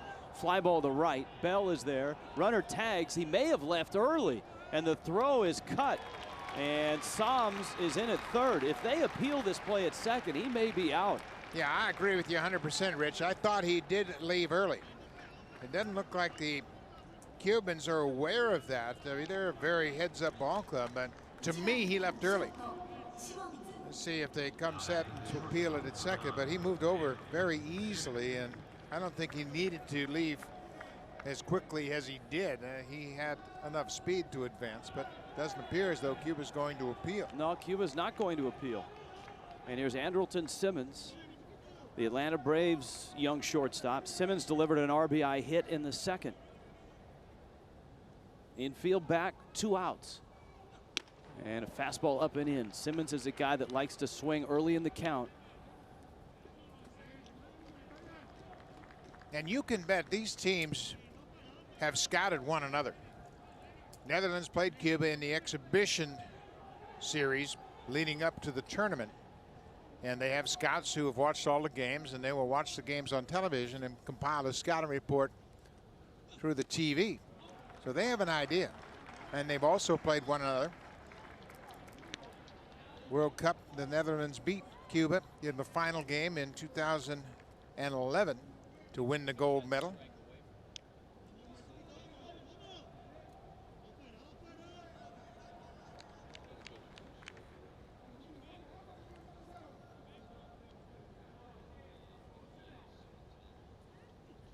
That pitch misses high. Now let's take a look.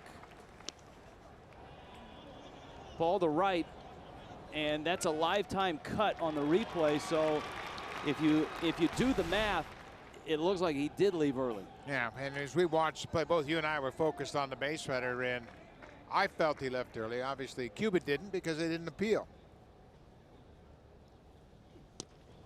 And not an easy guy to walk is Andrelton Simmons, but he's on his way to first.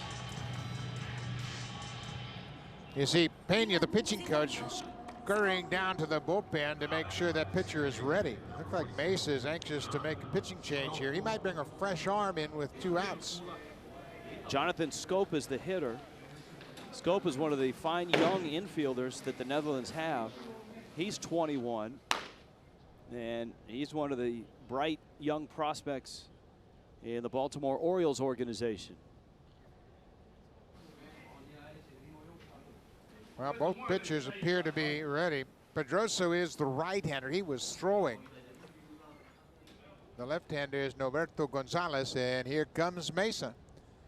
And he's taking the ball. Hand shakes. Give me that ball. I'm going to bring a fresh arm in. 2 outs, runners at the corners. Mesa, the unofficial leader in mound trips here in the World Baseball Classic in 2013. 2-1, Netherlands.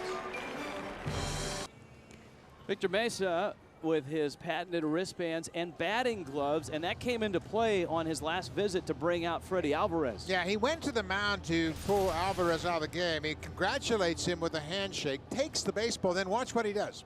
He's got batting gloves on. He takes the baseball away, and then he proceeds to rub it up.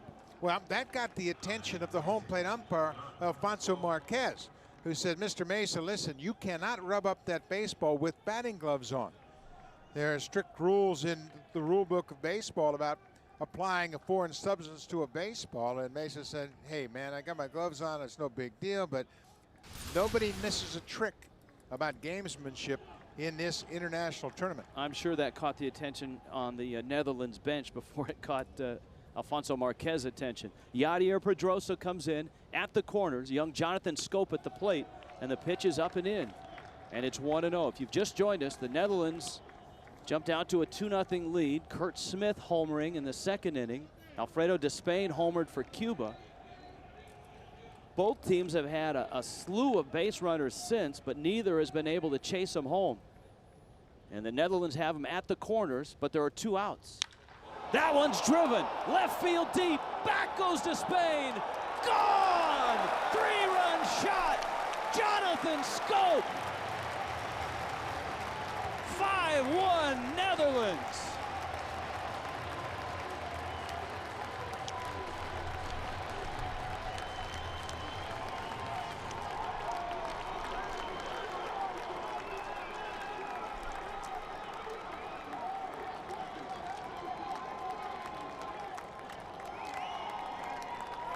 A 1-0 pitch that was absolutely crushed.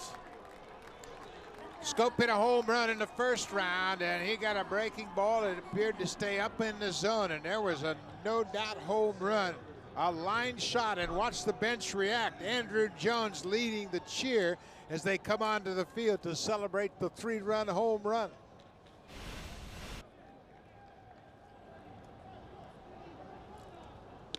Bernardina takes inside. Cuba is stunned. The Netherlands on top. It's 5-1 in the 6th. And in a double elimination, this is the second round. Opening day is enormous. Bernardina right field. The yard will hold it. Bell at the track makes the catch. The Netherlands, a 2-out rally. They finally get that big hit. Jonathan Scope. 3-run shot.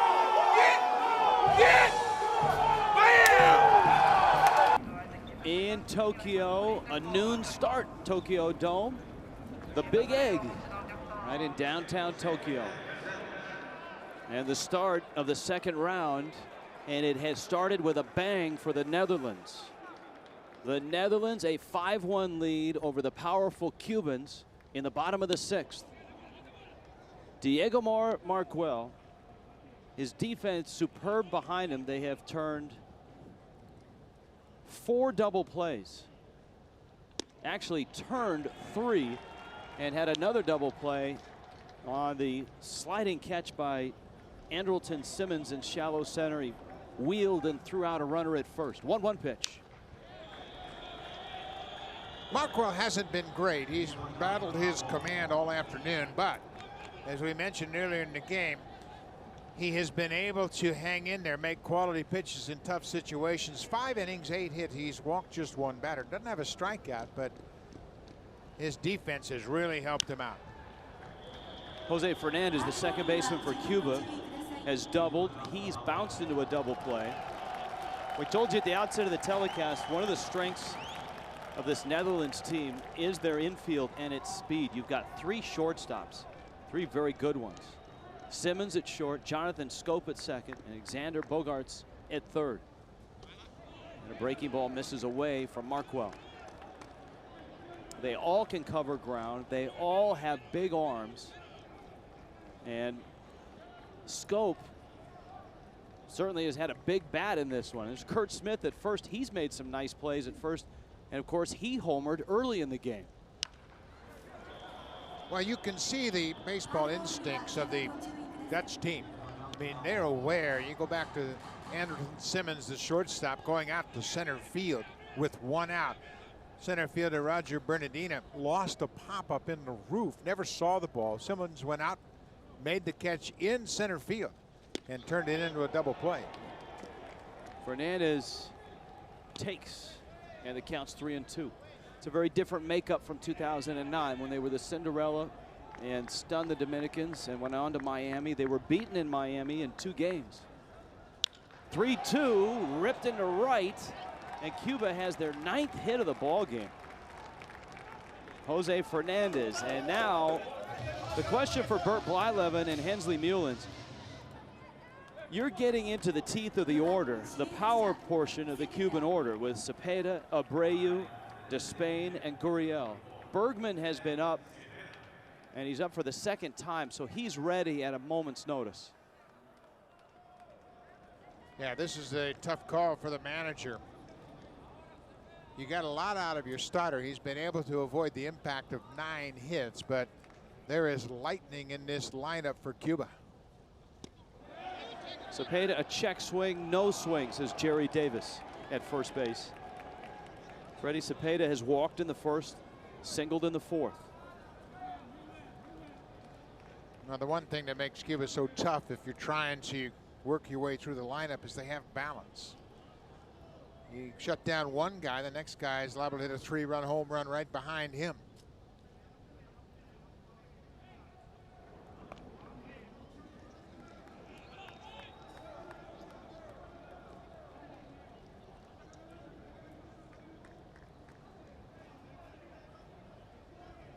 Counts 1-0.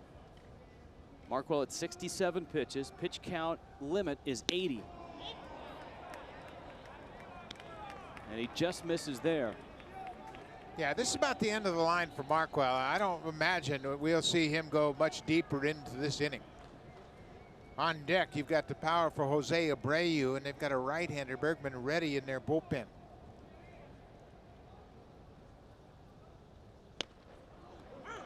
There's a strike.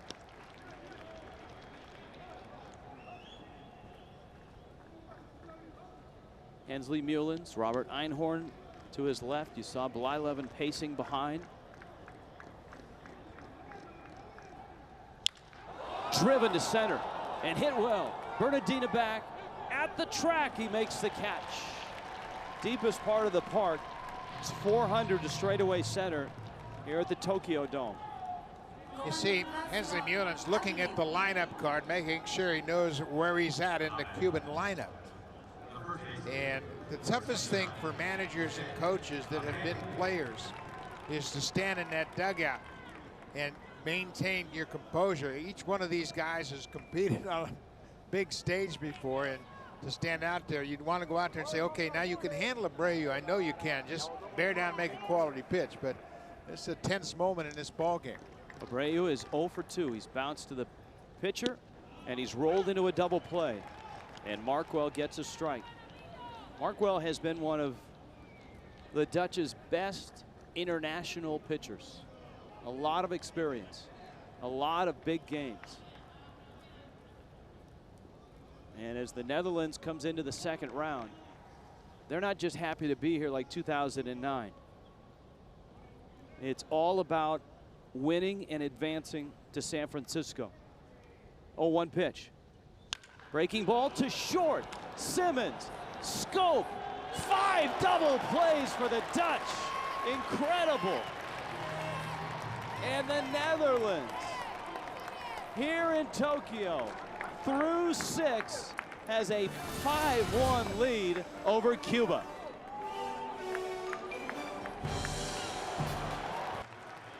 (5-1) Netherlands is no longer the Cinderella. We told you they're not just happy to be here. Watch the reaction of the bench on this double play. Kenzie Mullins, but look at Blyleven in the back. Bert Blyleven, the pitching coach. Matter of fact, they said, I knew he'd get out of it. And the defense has been outstanding today for the Netherlands. 5 double plays, 4 infield double plays. Excuse me, 5 infield double plays and a double play by the shortstop on a pop-up. Vladimir Valentin, and he swings and misses a breaking ball. Yadier Pedroso came in the 6th inning, and the second pitch he threw, Jonathan Scope hit it in the seats for a 3-run homer. The Netherlands has gone deep twice. Kurt Smith, a solo shot. Valentin, the cleanup hitter, and a home run champ here in Japan. And I'm sure he has his own chant and his own song when he is playing for his team, the Yakult Swallows. If you've not watched a game from Japan before, we suggest you either stay up and watch tonight or set the DVR for Japan against Chinese Taipei, because the crowd, there's a Valentin fan. The crowd, the songs, the music, the cheering is incredible to watch. Yeah, and it's orchestrated. They have cheerleaders, they have fans, and the fans will stand up throughout the entire inning while Team Japan is batting. Here, it's electric. Here a noon start between Netherlands and Cuba. And that game, a 7 o'clock Tokyo time start. Smoking shot at Gurriel, who can't handle it, and Valentin is aboard for the 2nd time. Gurriel got eaten up on that one. Yeah, he's had to handle some hot shots down there at 3rd. Valentin now 2 for 4 in the afternoon. And Gurriel swipes at this, reaches out to his left, gets a glove on it, but it flips too far away from him, and Valentin will reach to start the inning. It's a base hit. So Valentin is 2 for 4. And now you've got Andrew Jones, Xander Bogaerts to follow. Jones in this one has walked, lined out, and singled. The Dutch have been very selective at the plate. This is their 4th game of the World Baseball Classic. And Jones has already walked 5 times.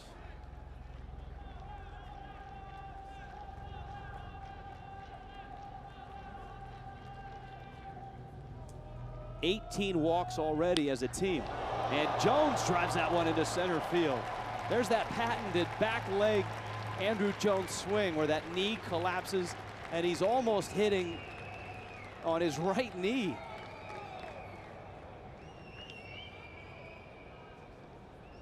And what do you think that base hit brings? Victor Mesa. And you can see Mesa has the pitcher give the baseball to the umpire. He's not going to touch it again. He was reprimanded by the home plate umpire, and there'll be another pitching change. Right now, the Netherlands in control, 5-1. Victor Mesa has made a lot of pitching changes here in the World Baseball Classic. His last pitching change, he was reprimanded for rubbing up the ball with his batting gloves on.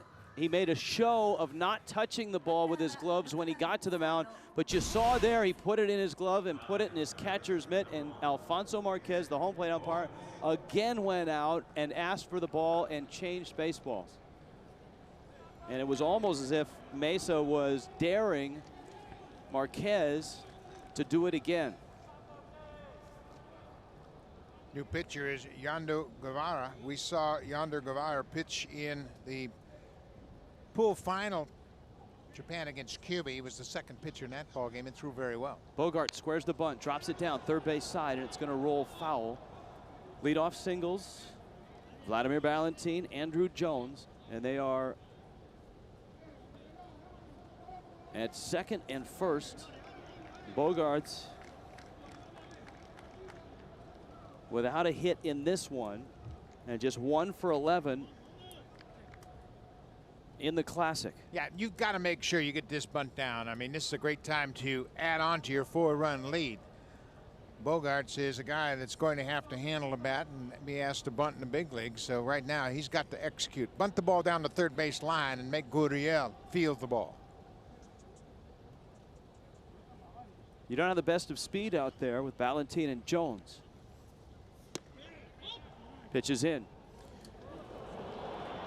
And the runner at second, we didn't see it in that shot, but Valentin with a crash landing as he didn't want to get picked off. He saw Morejon pop up behind the plate, and Valentin stumbled. Here's a look. Morejon's got a strong arm, and Valentin just lost his footing and kind of laughs at himself as he face plants right on top of the bag at second. Valentin knows this ballpark. He plays here in Japan. He's been the home run champ the last 2 years here in Japan.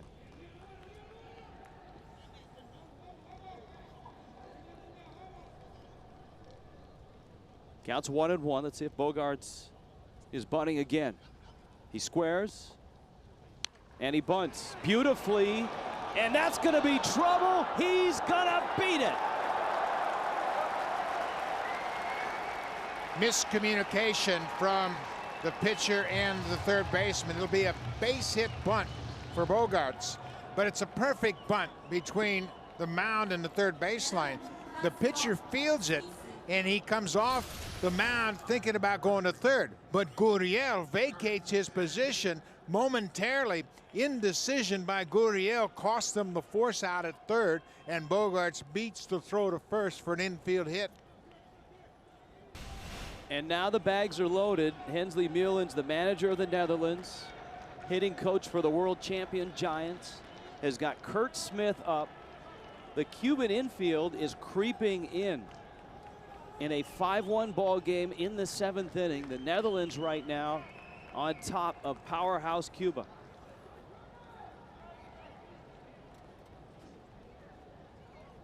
And Guevara works from the stretch. A home run in the second for Smith. He has struck out and flied to deep center in his other 2 at-bats. That's a big point of the ball game for both ball clubs. Looking ahead to the bottom of the inning, it's 6, 7, 8, and 9. Bottom part of the lineup for Cuba, and they can ill afford to fall too much further behind. Line drive, Smith was on it, and Gurriel makes the catch. 1 out for Cuba.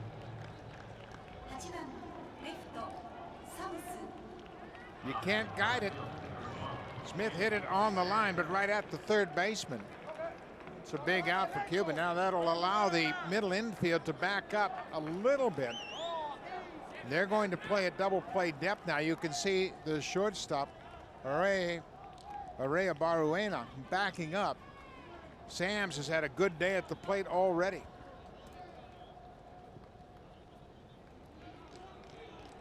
So the bags are loaded. A double in the second, a double in the 6th. And he pops that one foul back and out of play. Guevara not overpowering. Sams should be able to put something in play here and get the ball to the outfield. That's what he's thinking at the plate. You got to make sure you get the ball up, something you can drive to the outfield. Cash in at least one of these base runners. Anxious moment for Cuba. Every moment is an anxious moment for Victor Mesa. And Guevara gets another strike, and he's out in front 0-2. Mesa is animated a manager as I have ever seen anywhere. Hensley Meulens, on the other hand, calm, collected, very composed, and he has his Netherlands team on top 5-1. Well, he takes on the personality of his manager in San Francisco, Bruce Bochy, and they stand side by side throughout the season. Bochy's very calm and quiet and understated, and Hensley Meulens is much along those lines.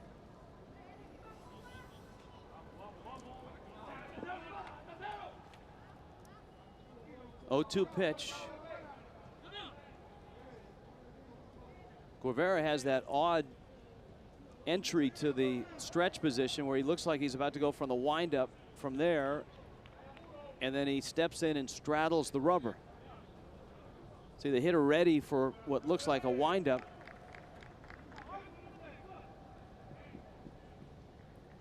Bases loaded. 0-2 pitch.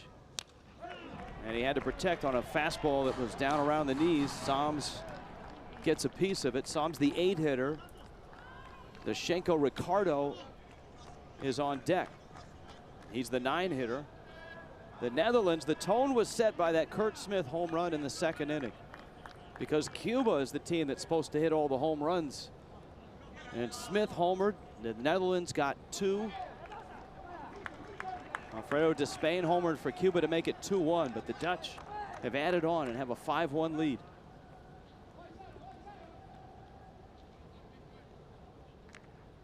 Another 0-2. Pretty good fastball upstairs, but Psalms is able to lay off of it. Tell you what, this Dutch team has the benefit of a manager that's a big league hitting coach and a DH that's a former big league star. And you can see the impact they've both had on this lineup. They're very patient and very selective. Not a lot of wild swings in this lineup. Mix in a Hall of Fame pitching coach in Bert Blyleven. That's a great staff. 1-2.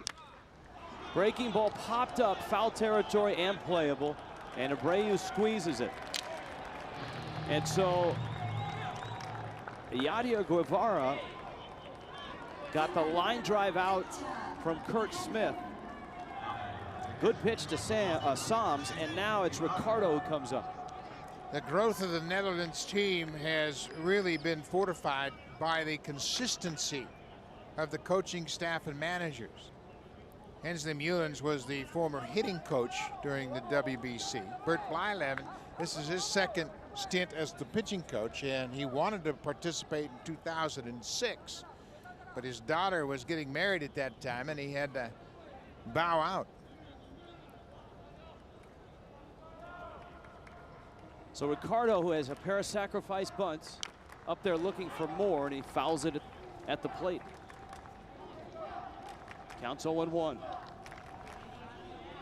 Ricardo had 4 hits in the previous pool. He was 4 for 10, and that's Robert Einhorn. He's the bench coach, and he is the general manager, if you will, of Team Netherlands. And he's the reason that this program has had such continuity with Meulens, with Blyleven, and with the entire staff. I mean, his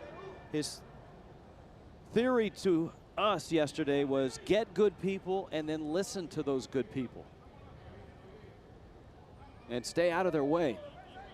And Einhorn has obviously done a terrific job. They won the World Cup in 2011. The 0-1. Good breaking ball. 0-2. Sidearm breaking ball, big sweeper that's on the outer portion of the plate, and Ricardo waves at it. Well, he finds himself in a hole. You got to shorten up and battle now if you're Ricardo. For Cuba, they need a big strikeout.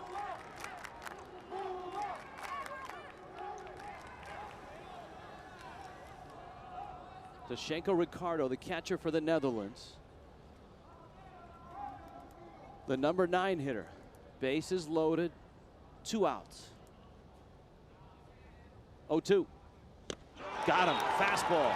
And Guevara pitches out of a bases loaded, nobody out situation and keeps it at 5-1.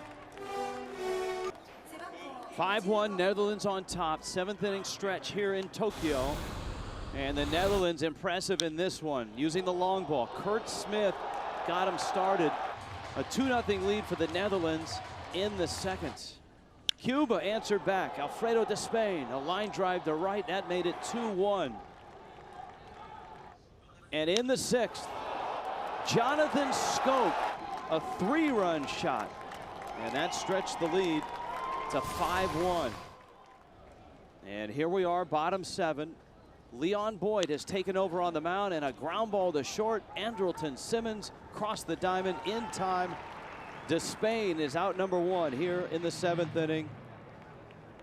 Netherlands defense, Buck, has been outstanding in this one. Well, they have turned 5 double plays. This was a pop ball into center. Andleton Simmons makes a strong throw to first to double up the catcher. And then in the fourth, Jose Abreu grounds into a 6-4-3 double play. And then again in the sixth, it's Abreu. 6-4-3 again.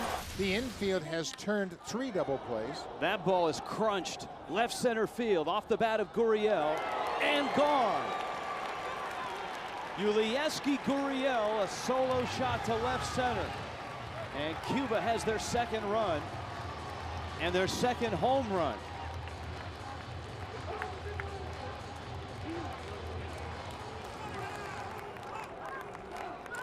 Well, we know this Cuban lineup is loaded with big bats, and Gurriel has not had a very good start to his tournament, but maybe that swing will get him going. It's a pretty good pitch. Looked like a sinking fastball down around the knees on the inside corner, and he drives it into the seats. So Gurriel is homered. And it's 5-2. Frank Morejon has his first at bat. He came in after Cuba pinch ran for Ariel Sanchez, the starting catcher, back in the 5th.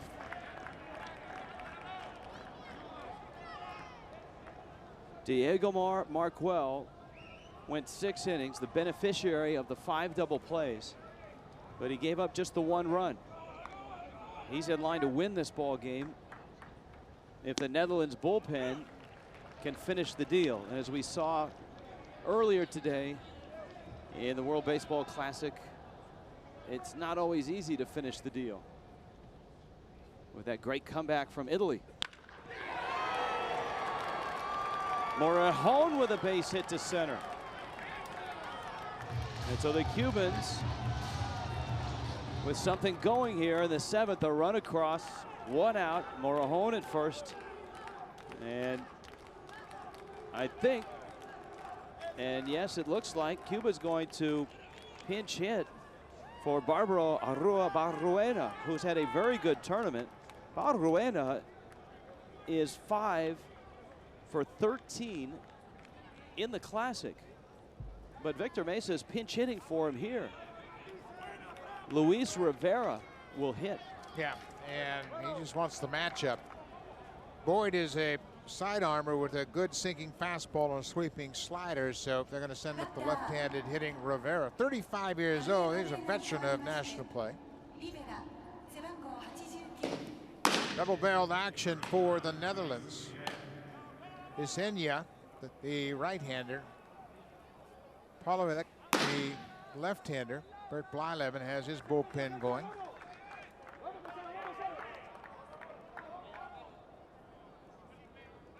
And so here's Rivera pinch hitting with Morejon, the catcher, at first. One thing in the back of the mind of the Netherlands right now is wasted opportunities. They have a 5-2 lead in this one. They've left 10 on base already. They've had opportunities for really big innings. Both clubs now have 11 hits. The difference in the score is the infield defense for the Netherlands.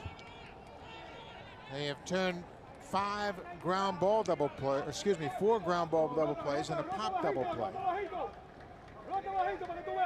That has enabled them to have a 3-run lead late. This is an enormous game to open round 2.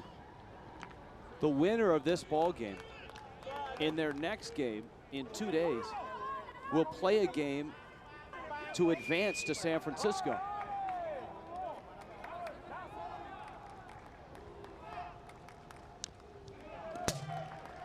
Back to the screen. And so you win this game and you're a win away from advancing. You lose this game and you're a loss away from going home.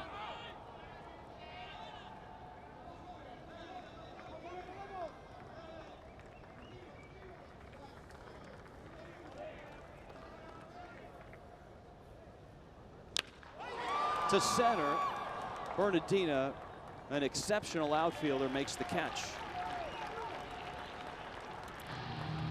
The bracket here in Tokyo, Japan and Chinese Taipei will play later on tonight. And then the loser of the two games play tomorrow.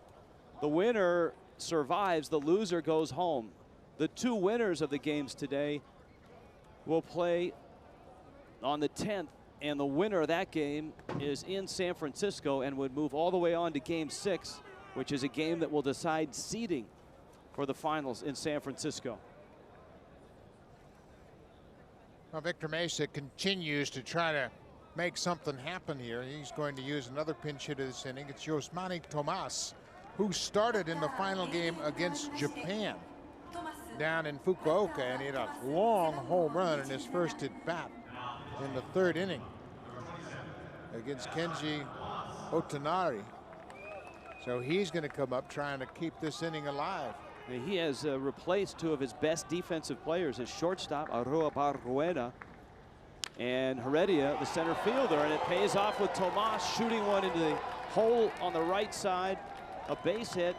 Tomas had a very good series down in Fukuoka, and Victor Mesa upset that the base runner isn't at third base.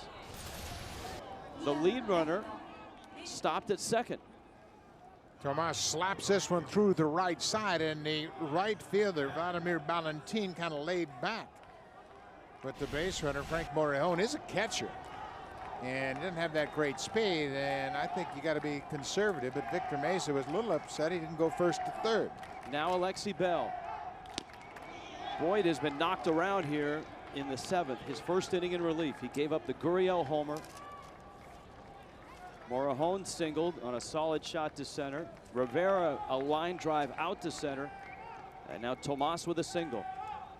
Bell fouls it back. Well, this is the difference in the Cuban team than most teams as you look at the bullpen. Mark Pollowick starting to throw. Mark Pollock starting to throw, and they have a left-hander ready. But Cuba can strike quickly, and Alexi Bell, in Cuba they call him the toy cannon because he is powerful, wrapped in a small package. Bell swings and misses. 5'9", 187 is that package. That's a big sweeping breaking ball. He was way out in front of it.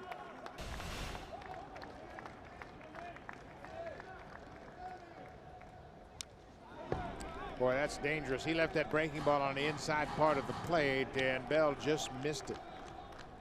Tying runs at the plate, bottom of the 7th, 5-2 Netherlands. The ball really has been jumping here in the Tokyo Dome. A pair of home runs for Cuba, a couple of home runs for the Netherlands. And there have been balls bouncing off the wall as well. Another hanging breaking ball, smoked to third. Bogarts is there, gets the out. Cuba gets a run, but that's it. And the Netherlands heads to the 8th on top, 5-2. In Tokyo, 5-2 Netherlands. We'd like to thank MetLife's blimp Snoopy 1 and the all-star team of pilots, mechanical engineers, and ground crew. They make these spectacular shots of the 2013 World Baseball Classic possible today. On a gorgeous day in Tokyo, day-night doubleheader to open round 2. And a bit of a surprise here. Netherlands, a 5-2 lead over the powerful Cubans. Cuba walked right through round 1, winning all 3 games. Andy Ibanez comes in at shortstop. Yasmani Tomas will stay in center field. Guevara to the plate, hammered, left field, deep, off the wall. Turning is Simmons, and he'll stop with a single. Good throw by Despain. Andrelton Simmons hit it so hard that he was held to a single. Simmons has really swung the bat well. This one's got a chance to get out of the ballpark. Hits high off the top of the fence, and you can see Simmons slipped a little bit around first base, and he'll have to stop at first with a long single. He was watching it up the line. Yeah. He was not prepared to make the turn. and it was played perfectly by Despain. But you got great speed out there now. You have Simmons at first. And here is Scope, one of the heroes today for the Netherlands, a double and a 3-run homer. And Scope takes inside. Jonathan Scope is just 21. Scope has not played in the big leagues, but he's headed in that direction. He was Baltimore's minor league player of the year in 2011. Last year in Double-A, 14 homers, 24 doubles. He hit .245.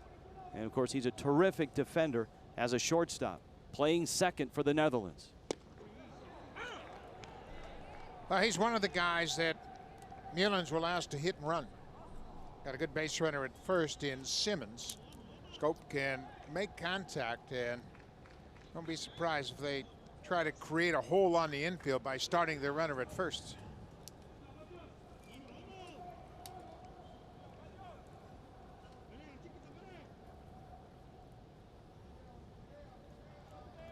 Mullins timing Guevara from stretch to plate.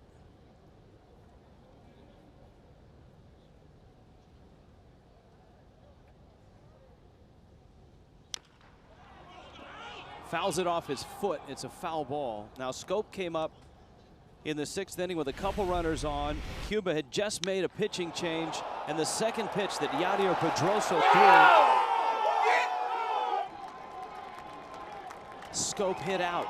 His second home run of the tournament. Freddie Alvarez had done a pretty good job for Cuba. He'd gone 4 innings, just allowed 2 hits, but Pedroso came in, and as Rich mentioned, second pitch, the ball left the yard. And it really sparked the emotions from the Dutch team in their dugout. They've hit 2 home runs here this afternoon.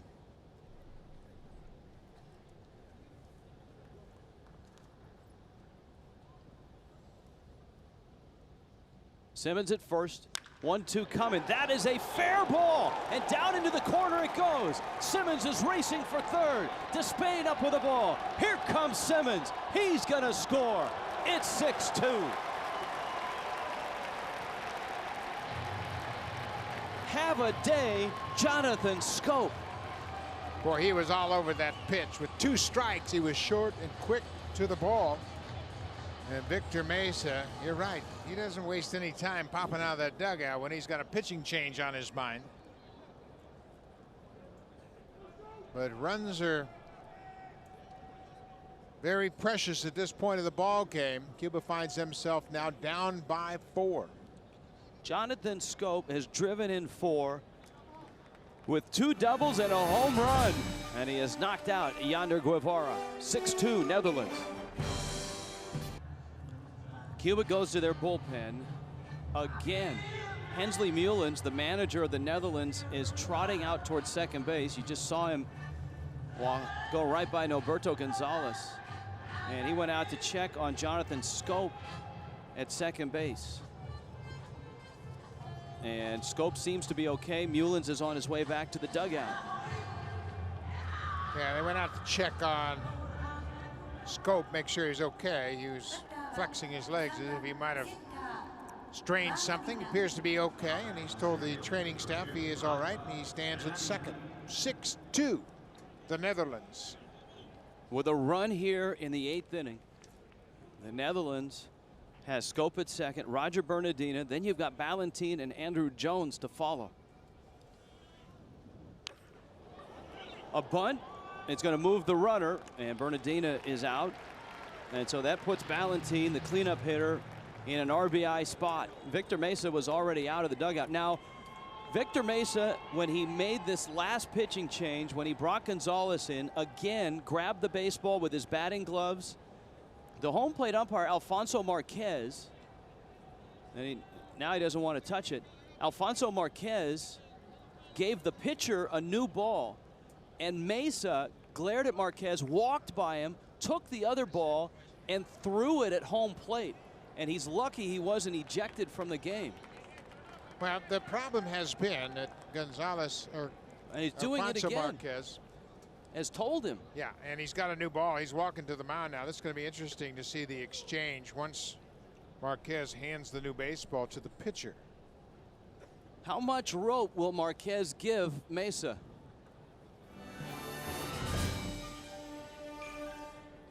(6-2), Netherlands.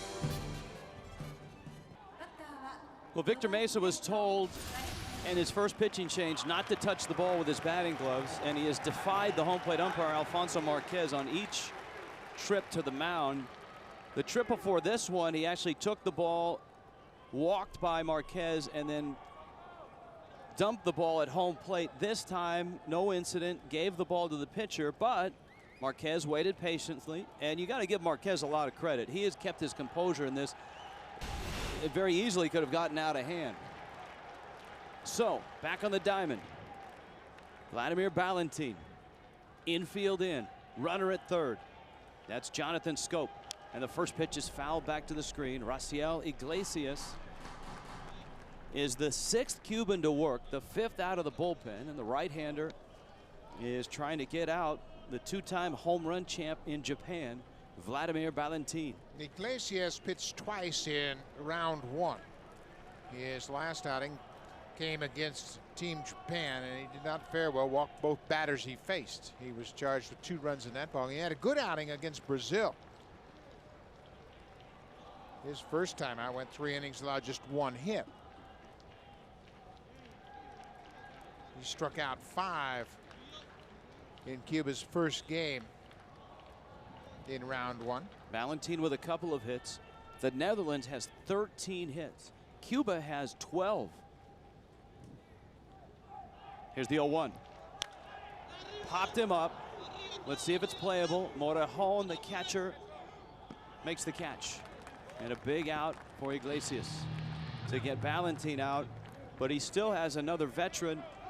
And this one is a guy who has played in a lot of postseason games.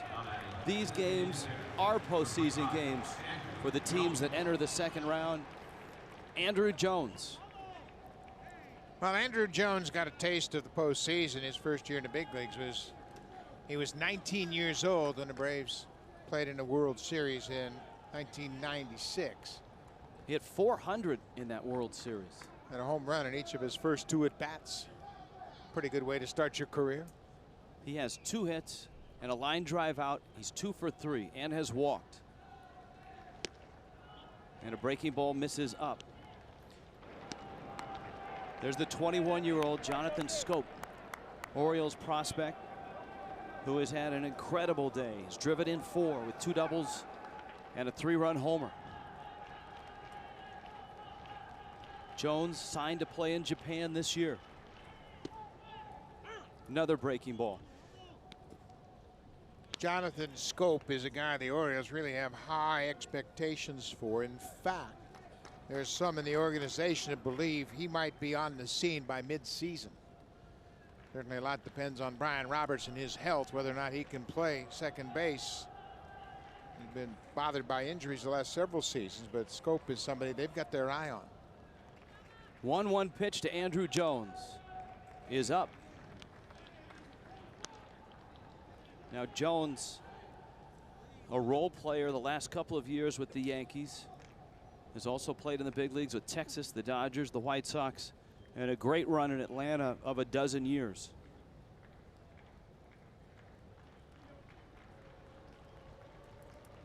(2-1).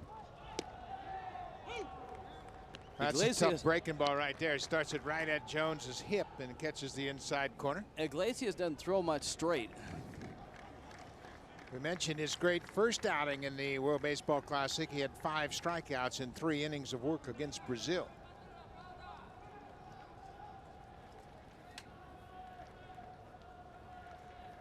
(2-2) coming. Scope still at third. And another breaking ball. That's all he's thrown to Andrew Jones. And Andrew's aware of that, and if Iglesias leaves one out over the plate, Jones might be able to cash in, but he's not going to throw too much that Jones can get to. And Andrew has been patient enough to work the pitchers for the walk. He's already walked once here this afternoon. He's got a couple of hits and lined out. Got the 20-year-old Alexander Bogaerts on deck. Oh, fastball froze him. So he did throw the fastball and he gets the strikeout, but the Netherlands gets an insurance run, and Cuba is running out of outs. 6-2 Netherlands. The opener of the second round here in Tokyo, and the Netherlands has a 6-2 lead over Cuba. Cuba down to the last 6 outs here. Upcoming schedule: Japan and Chinese Taipei. Also a second round game. Pool play with Canada against Italy in Phoenix. You got pool play in Puerto Rico, pool play in Arizona, but here in Japan, the intensity has been turned up. Jose Fernandez, Frederick Cepeda, Jose Abreu for Cuba, and a pop-up to the shortstop. Andrelton Simmons makes the catch. Cuba, the favorite coming into this double elimination 4-team event, which will send 2 teams to San Francisco. Yeah, they were the favorite because of their offense, but they also had their ace on the mound to start this round. Ishmael Jimenez went an inning and 2/3. He was charged with 2 runs on 5 hits, and he certainly wasn't as effective as we saw in his first outing. Now Cepeda, who takes inside. Cepeda has walked, singled, and flied out. Cuba has hit balls all over the yard. A dozen hits, but just 2 runs. And the reason why they just have 2 runs, the Netherlands infield has turned 4 double plays, and they have a 5th double play when Andrelton Simmons made a sliding catch in center and doubled off the catcher Ariel Sanchez at first. So 5 double plays by the Dutch defense. And they're really good infielders. They can really catch it. They've got strong arms, good hands, and it wasn't the fact that Cuba was slow by any means. They turned some very impressive double plays. Big rip by Cepeda. You got 3 shortstops out there. You saw Simmons, Scope, and then Bogarts. Smith over at first base. He made a nice catch on one of those double plays to keep his foot on the bag. Leon Boyd trying to get outs here in the 8th.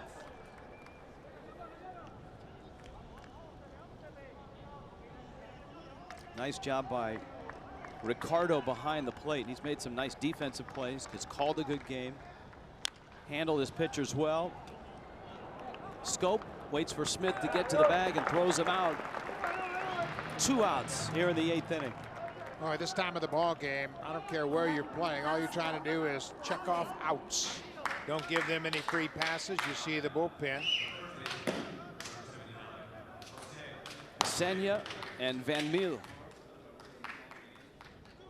Hensley Mullins, Robert Einhorn, and of course Bert Blyleven is in there as well. And this is where what Bert Blyleven preaches to the Netherlands pitchers, this is where it pays off. Pound the strike zone, make the hitters beat you. In the 3 games down in Taichung, Blyleven's pitchers walked just three batters a game, 9 total. Yeah, especially against a power-laden team like Cuba. You don't want to give them any extra base runners. They have handled Jose Abreu very well today. They've kept him on the ground. He grounded back to the pitcher in the first and then hit into 2 6-4-3 double plays. So the meat of the order has been silenced very effectively by the Netherlands here this afternoon. And I guess another reason why you get 12 hits and only 2 runs, the Netherlands has walked just 1 in this ball game. Abreu ready, the 1-1 pitch, and a hanging slider is fouled back. You know, that's pretty interesting. Blyleven would preach that. Many times throughout his career, he would lead the league in home runs because he was going to throw it over, but he knew what the score was. He wasn't going to walk himself into any jams and give up those crooked numbers. And he didn't care if you hit a home run as long as it was a solo shot. And he had a devastating curveball, 5th all-time in the major leagues in strikeouts. Pop up towards the dugout. Smith is over. And he reaches and he off his glove. Did he hold it? He's in the well. He's got the ball. He made the catch.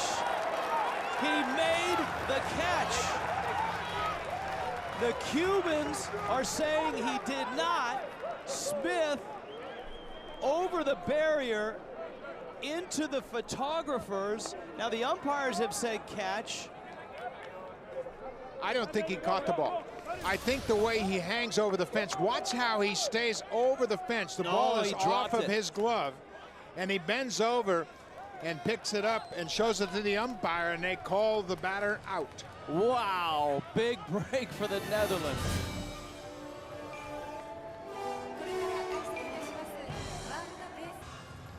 Well, Curt Smith has a big home run and a highlight film non-catch because the Dutch first baseman did not catch this ball, though it is ruled a catch. Here's a look from the overhead camera, and clearly it's off his glove, but then he goes down immediately and alertly picks the ball up, sells it to the umpires,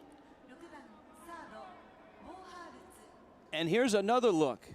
Now look where Jerry Davis, the first base umpire, is. And so Davis is blocked out from first. That's Alfonso Marquez's call at that point, and he's the home plate umpire. He has to go a long way because that is the camera well beyond the first base dugout. There's Marquez. And you could see Curt Smith was going back to first base to take his position defensively. He didn't anticipate it was going to be called the third out of the inning. Xander Bogaerts is up. Now the other thing that happened, Victor Mesa came out and asked the umpires, Alfonso Marquez and Jerry Davis, if they could replay or make a determination via replay. But the World Baseball Classic is using Major League Baseball replay rules, and Marquez told them it is only for home runs. And that's the replay that you have in the World Baseball Classic. And Mesa held his team off the field until he got finished with this discussion. You can see Marquez saying only home runs. Mesa appears to have asked him, can you replay that pop-up? And Alfonso Marquez, and to his credit, he has maintained his composure throughout this game. And the Cubans, both the pitchers and the catchers, have been somewhat animated on questionable balls and strikes, but Marquez has done a terrific job of maintaining his composure and keeping control of this ball game. And here is Curt Smith, whose home run got it started in the second. Iglesias, hard thrower, and it's foul back and out of play. Speaking of replay, when the second round gets to Miami, Major League Baseball officials at Marlins Park will be studying a new form of replay, of expanding replay. And they will do it in the booth with cameras and views in the ballpark. They'll also experiment with expanded replay with a control center in New York. They're not sure exactly how far they want to take it, but in Miami there'll be a lot of experimenting. That's a fair ball, and Curt Smith is aboard with a double. Another extra base hit for the Netherlands. This is a big surprise for the Netherlands to be swinging the bats as well as they are. 6 runs on 14 hits now. They've hit 2 home runs, and they have really taken advantage of Cuban pitching here this afternoon, and that's got to do wonders for their confidence as they go deeper and deeper into this tournament. 4 doubles, and that doesn't include the double that Scope had that they ruled a single, the one that he hit off the wall in left when Simmons was thrown out at third. Kalian Sams, he's got 2 doubles, and he calls timeout. So in Miami during the second round, Major League Baseball officials will be experimenting with expanded replay, and the hope is that by 2014 they will have worked out a new system that will expand replay, you would think, to catches or traps. A play like that is perfect for replay. Whether they go even further for tag plays. Yeah, and there's a lot of discussion, and obviously it's a very important movement forward. Fair or foul down the lines is another thing they're going to look at. Here's the 1-0. I don't think you want to get involved in bang plays at first or second, maybe steal attempts. But I certainly think you can introduce fair or foul down either line. Trap plays in the outfield, which are very difficult for umpires to make the calls on. And the technology has improved so much, you can turn it around instantly and make quick decisions on replays. That's a strike on the outside corner. Many feel that the best form would be a fifth umpire actually on site in a booth with all of the replays in front of him, watching the game, and when a play like that happens, if he sees that a call's been missed, buzzes down, much like college football works right now. Some have suggested you give managers challenges. Now, Buck, you managed not only in the World Baseball Classic, but you managed in the big leagues. What form of that would you be in favor of? I'm not in favor of giving the managers a challenge. I think that would really create slow play. I think you decide on a particular format. I like fair and foul down either line, and I like pop-ups like we just saw. I mean, obviously we saw clearly the ball went off his glove, and I think you have to help the umpires out on some of those calls. But I don't want to go much further than I certainly don't want to see a manager with a red flag in his back pocket to throw it out at his discretion. I'm with you on that. Here's a 3-1 pitch. It's fouled back to the screen. And in terms of speeding up play, if that was a reviewable play and you had a fifth umpire in the booth who saw that right away, that happens instantly. There's no argument. There's no discussion. There was about a 3-minute delay while Victor Mesa was out there, and the umpires let him plead his case to no avail. Yeah, but as we mentioned, the technology has improved so much that you could turn it around instantly. He could have a monitor with all the various angles, and he could look at them within seconds and make a quick determination. 3-2 coming. And that's in. Sams walks. The Netherlands is not done. They have a 4-run lead in the ninth, trying to add to it. Victor Mesa trying to calm down the hard-throwing right-hander, Raciel Iglesias. Castillo and Rodriguez are ready in the bullpen.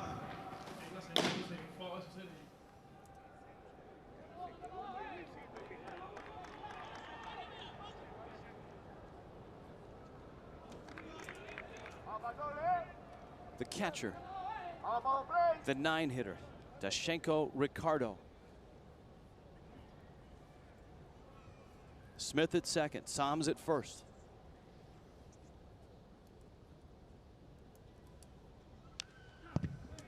Ricardo's had a good game. A couple of sacrifice bunts in his first 2 at-bats early in the ball game. Done a nice job of handling the pitching staff, getting big outs in tough situations all throughout the course of this game. I think the biggest thing is that they've been able to keep the Cuban team to just a single run in the second and a single run in the seventh. They've been able to stay away from the big inning.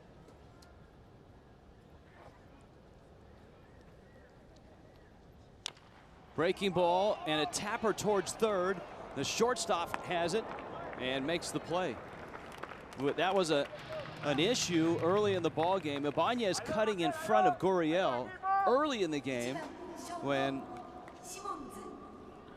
Cuban shortstop Barbaro Arruabarruena collided with Gurriel. It was the shortstop's play, and I think this time Gurriel realized it and let him have it. And here's Simmons, the leadoff man, and he's been busy. He's been on base 3 times, a pair of singles, a walk. He scored twice and driven in a run. And you can bet he is looking for something to hit on the first pitch. 2 big runs on base, and he is all geared up to get something on the first pitch of this at bat. And with that, the catcher, Frank Morejon, is making sure that he and the pitcher are on the same page.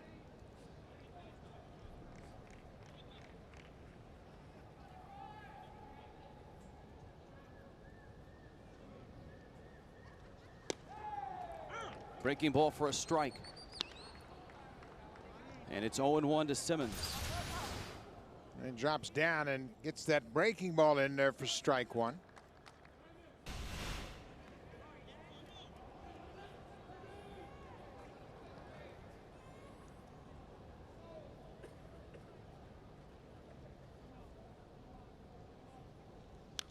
Foul back to the screen. It's good to see that the Japanese crowd has come out to see this game. Obviously, the ballpark is not filled. 42,000 is what it holds. But I mean, this is not like college basketball or football where the Netherlands travels well, where fans of these teams, especially with the games over in Asia, can follow them and travel around the country. And the home team, Japan, plays tonight against Chinese Taipei.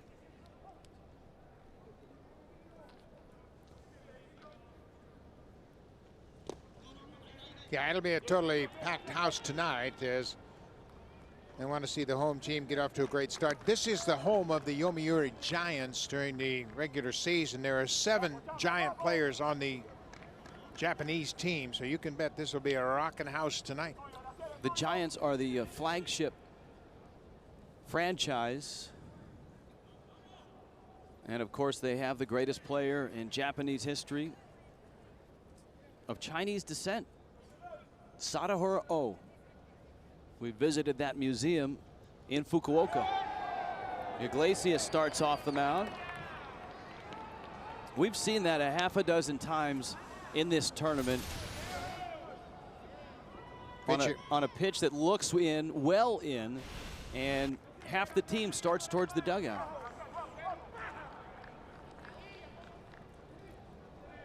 I mean, maybe that works in Cuba. Well, they do it all the time. I've watched them for years, and I don't care who the pitcher is, who the catcher is, they're always very animated. 2-2 to Simmons. Hit him.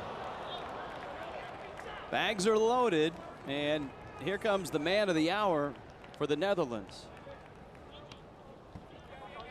Japan has had trouble scoring runs, and the news is not good for them tonight because Chien-Ming Wang was dominant in his win over Australia.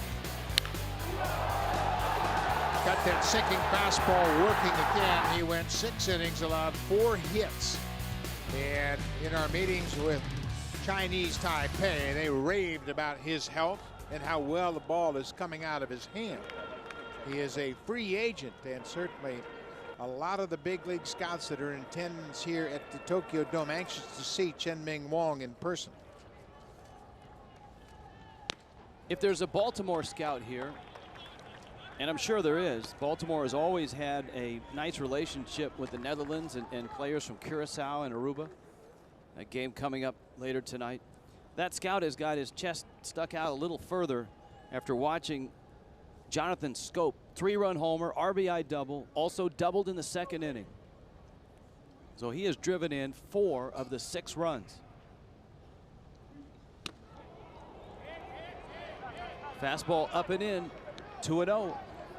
Victor Mesa, the manager, this has got to be his 9th or 10th visit to the mound. Yeah, I mean, there are no restrictions to the number of times he goes to the mound. There's normal restrictions as you have in the major leagues as far as per inning and all of that stuff. But over the course of the game, he's gone back out there several times. He's trying to calm down his young right-hander in this situation. He's got the ball in his glove again. That means 2 things. He's going to change pitchers, and Alfonso Marquez is going to make him change baseballs. We'll keep an eye on it.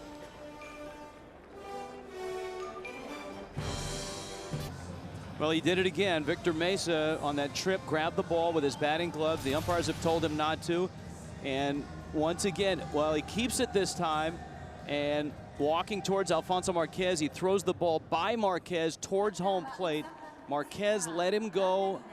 And I think Marquez has done a terrific job of keeping his composure in this spot. Yeah, and Alfonso Marquez actually said something to Mesa as he went off the field, but he kept him in the ballgame, didn't throw him out.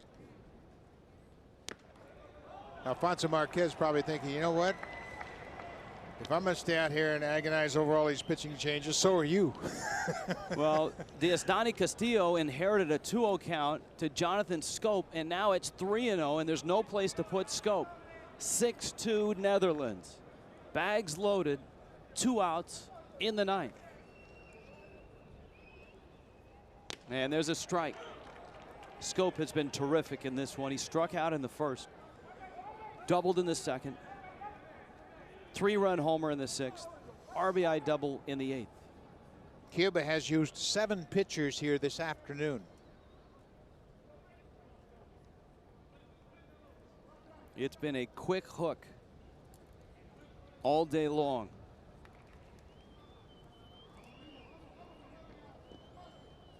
Scope ready. 3-1 pitch. And he had a home run swing there on that back foot. He really tried to spin on a ball. Well, Mesa understands what's at stake here. If they lose this game to the Netherlands, they come right back tomorrow and play the loser of the 2nd game tonight. And then the prospects of an early departure. Cuba was bumped out of round 2 in 2009. 3-2 pitch. Breaking ball, chopper towards short, backing up is Ibanez, goes to first and got him at first. A nice pick by Abreu. And even getting an out doesn't make Victor Mesa real happy. 6-2 Netherlands, 3 outs to get. 6-2 Netherlands. And the bottom of the 9th has arrived for both Cuba and the Netherlands. And that means the big man, and I do mean big. 7'1", 260, Luc van Meel out of the Netherlands, comes in and tries to close this game. Alfredo Despain, Yulieski Gurriel, and Frank Morajon, the catcher, and the Netherlands catcher, Dashenko Ricardo, just got hit. Hanley Stacia has come into the ball game, and Stacia is now at 2nd base. Ricardo took one awkwardly off his catching thumb, and Hensley Mulin's the manager out to help him. You can see that he got turned around. Actually may have hit him on the back of the hand, but he take a look at this first pitch from Luc van Meel. And he just had that. Oh, he got hit by the bat. Yeah. He got hit on the backswing. Yeah, we have seen that with Despain throughout this tournament. Big follow through. And Despain pops one up. Smith. Jerry Davis right on the rail for that one. And it's into the seats. And out of play, it's 0-2. Yeah, Despain has a real wicked follow through with that bat. He turns the top hand loose and extends it all the way behind him. Catchers really have to be aware of that. You got to back up about 6 to 10 inches. Make sure you don't get in harm's way. And I'm sure that Dashenko Ricardo is backed up a little bit after getting hit on that first pitch. Despain has homered. The man on deck, Gurriel, has homered. But those are the only 2 runs for the Cubans. Breaking ball, fly ball, center field. Bernardina calling, Bernardina catching, and the Netherlands needs 2 outs. No longer happy just to be in the 2nd round. The Netherlands arriving here having gone 2-1 in Taichung as the number 2 seed out of Pool B. But they haven't played like a 2 seed. They have been outstanding in this ball game. 5 double plays, big home runs, big hits, and a manager that has been calm and cool and collected, in great contrast to the other side of the diamond. To Simmons, to first, in time. Gurriel is out, and the Netherlands is an out away from an opening day win in round 2. And what's at stake? If the Netherlands wins this ball game, they are a win away from San Francisco. They would go right to game 4 and get the winner of tonight's game, Japan and Chinese Taipei.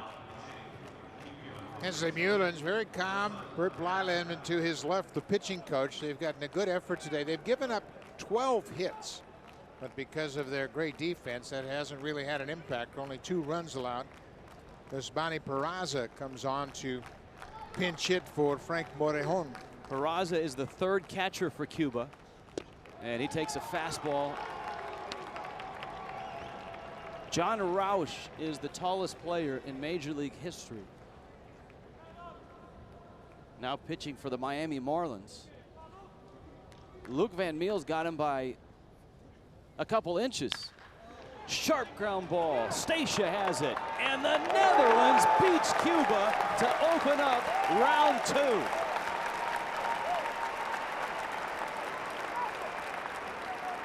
2. Impressive stuff from last year's Cinderella. Cinderella no more. They are 1-0 and a win away from San Francisco. Jagomar Marquel was beaten by the Cubans in 2006 in the WBC, and you can see the frustration in the Cuban dugout. Marquel will pick up the win. He did a great job of challenging the Cubans to put the ball in play, and he got great support by his offense and especially by his defense. Kurt Smith started it, Jonathan Skoke finished it, and the Netherlands wins it. 4 more games, beginning with the second half of the doubleheader. Japan and Chinese Taipei. Check your local listings. For Buck Martinez, I'm Rich Schwartz. For now, goodbye to the Tokyo Dome. The proceeding has been a special presentation of the World Baseball Classic.